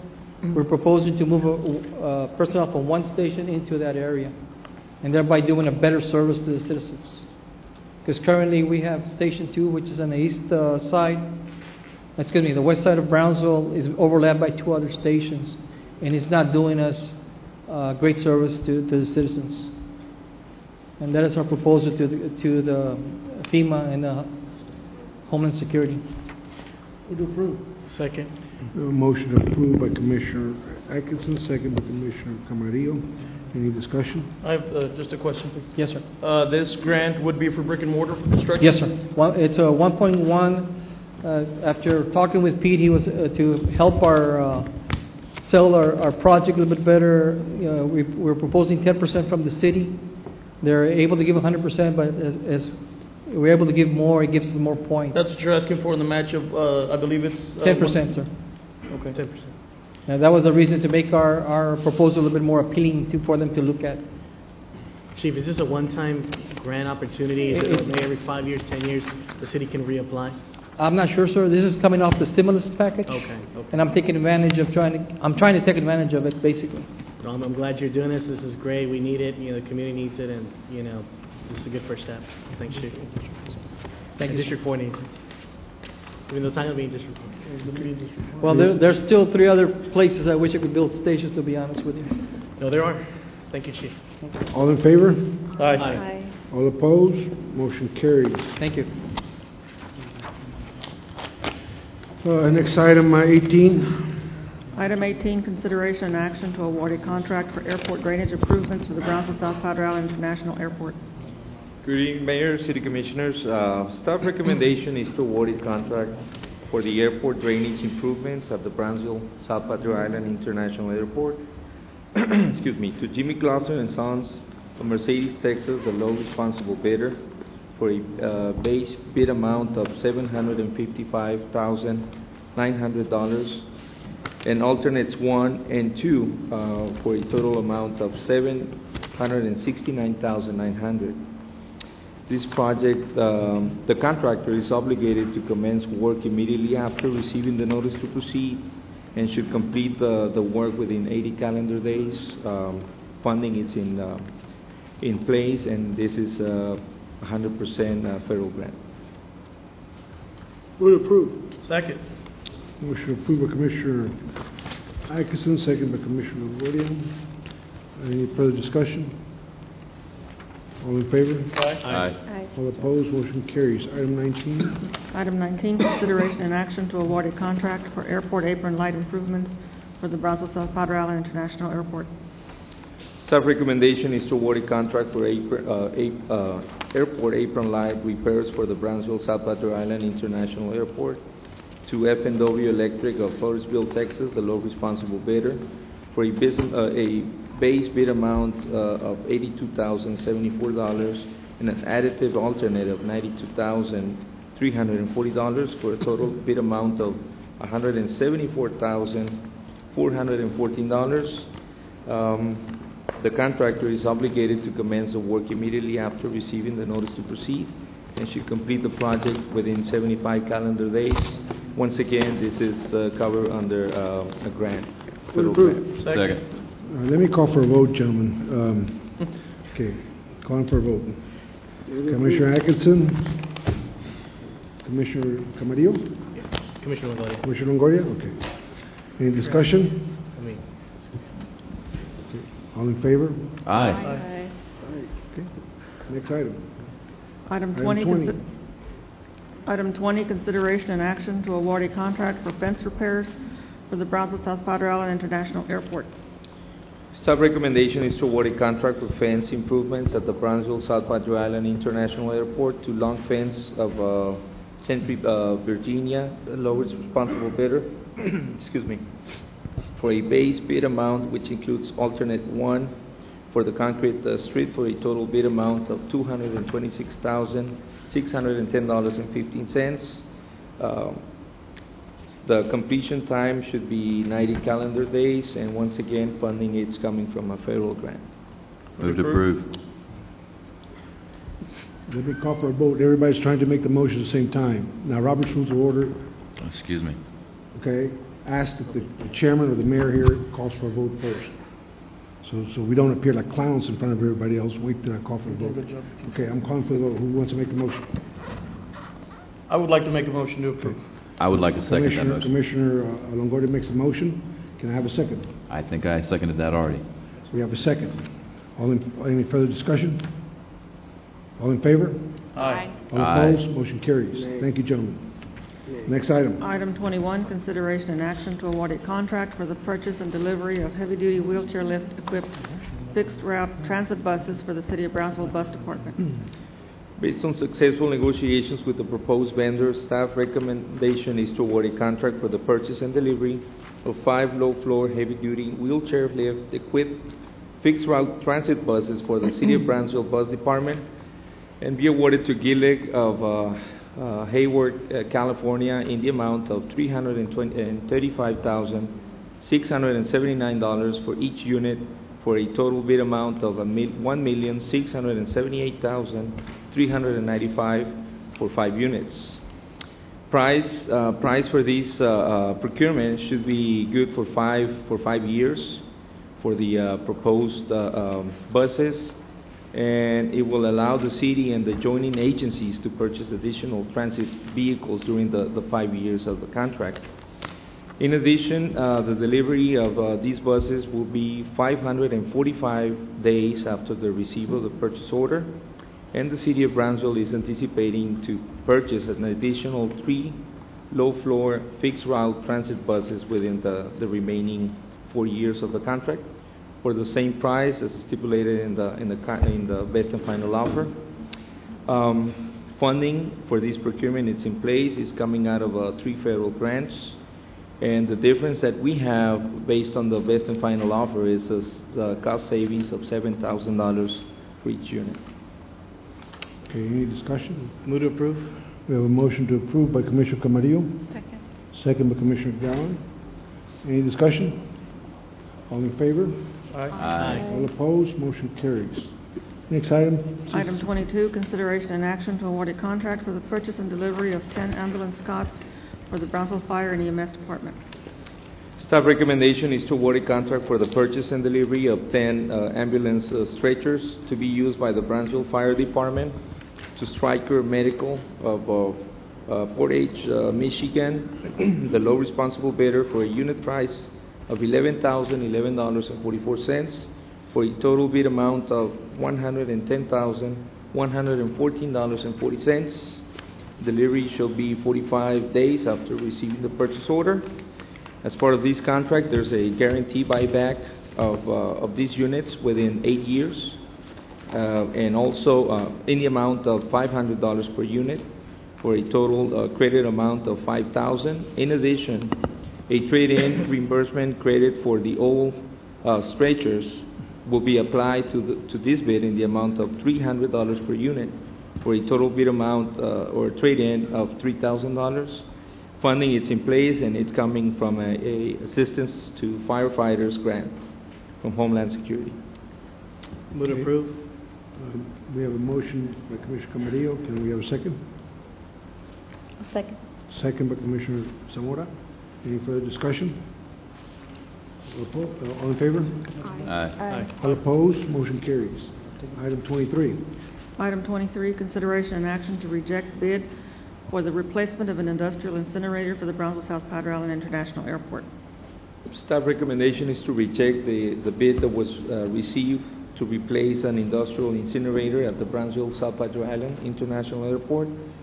And the information, there's a bid tab attached to this agenda. Move to reject. Second. We have a motion to reject by Commissioner Longoria, second by Commissioner Camarillo. Any discussion? Any discussion? All in favor, motion to reject. All in favor? Aye. All opposed? Motion carries. Announcements before I ask for adjournment. There's a car show. I saw it just a minute ago. Does anybody know about the car show? Oh, that's at the event center?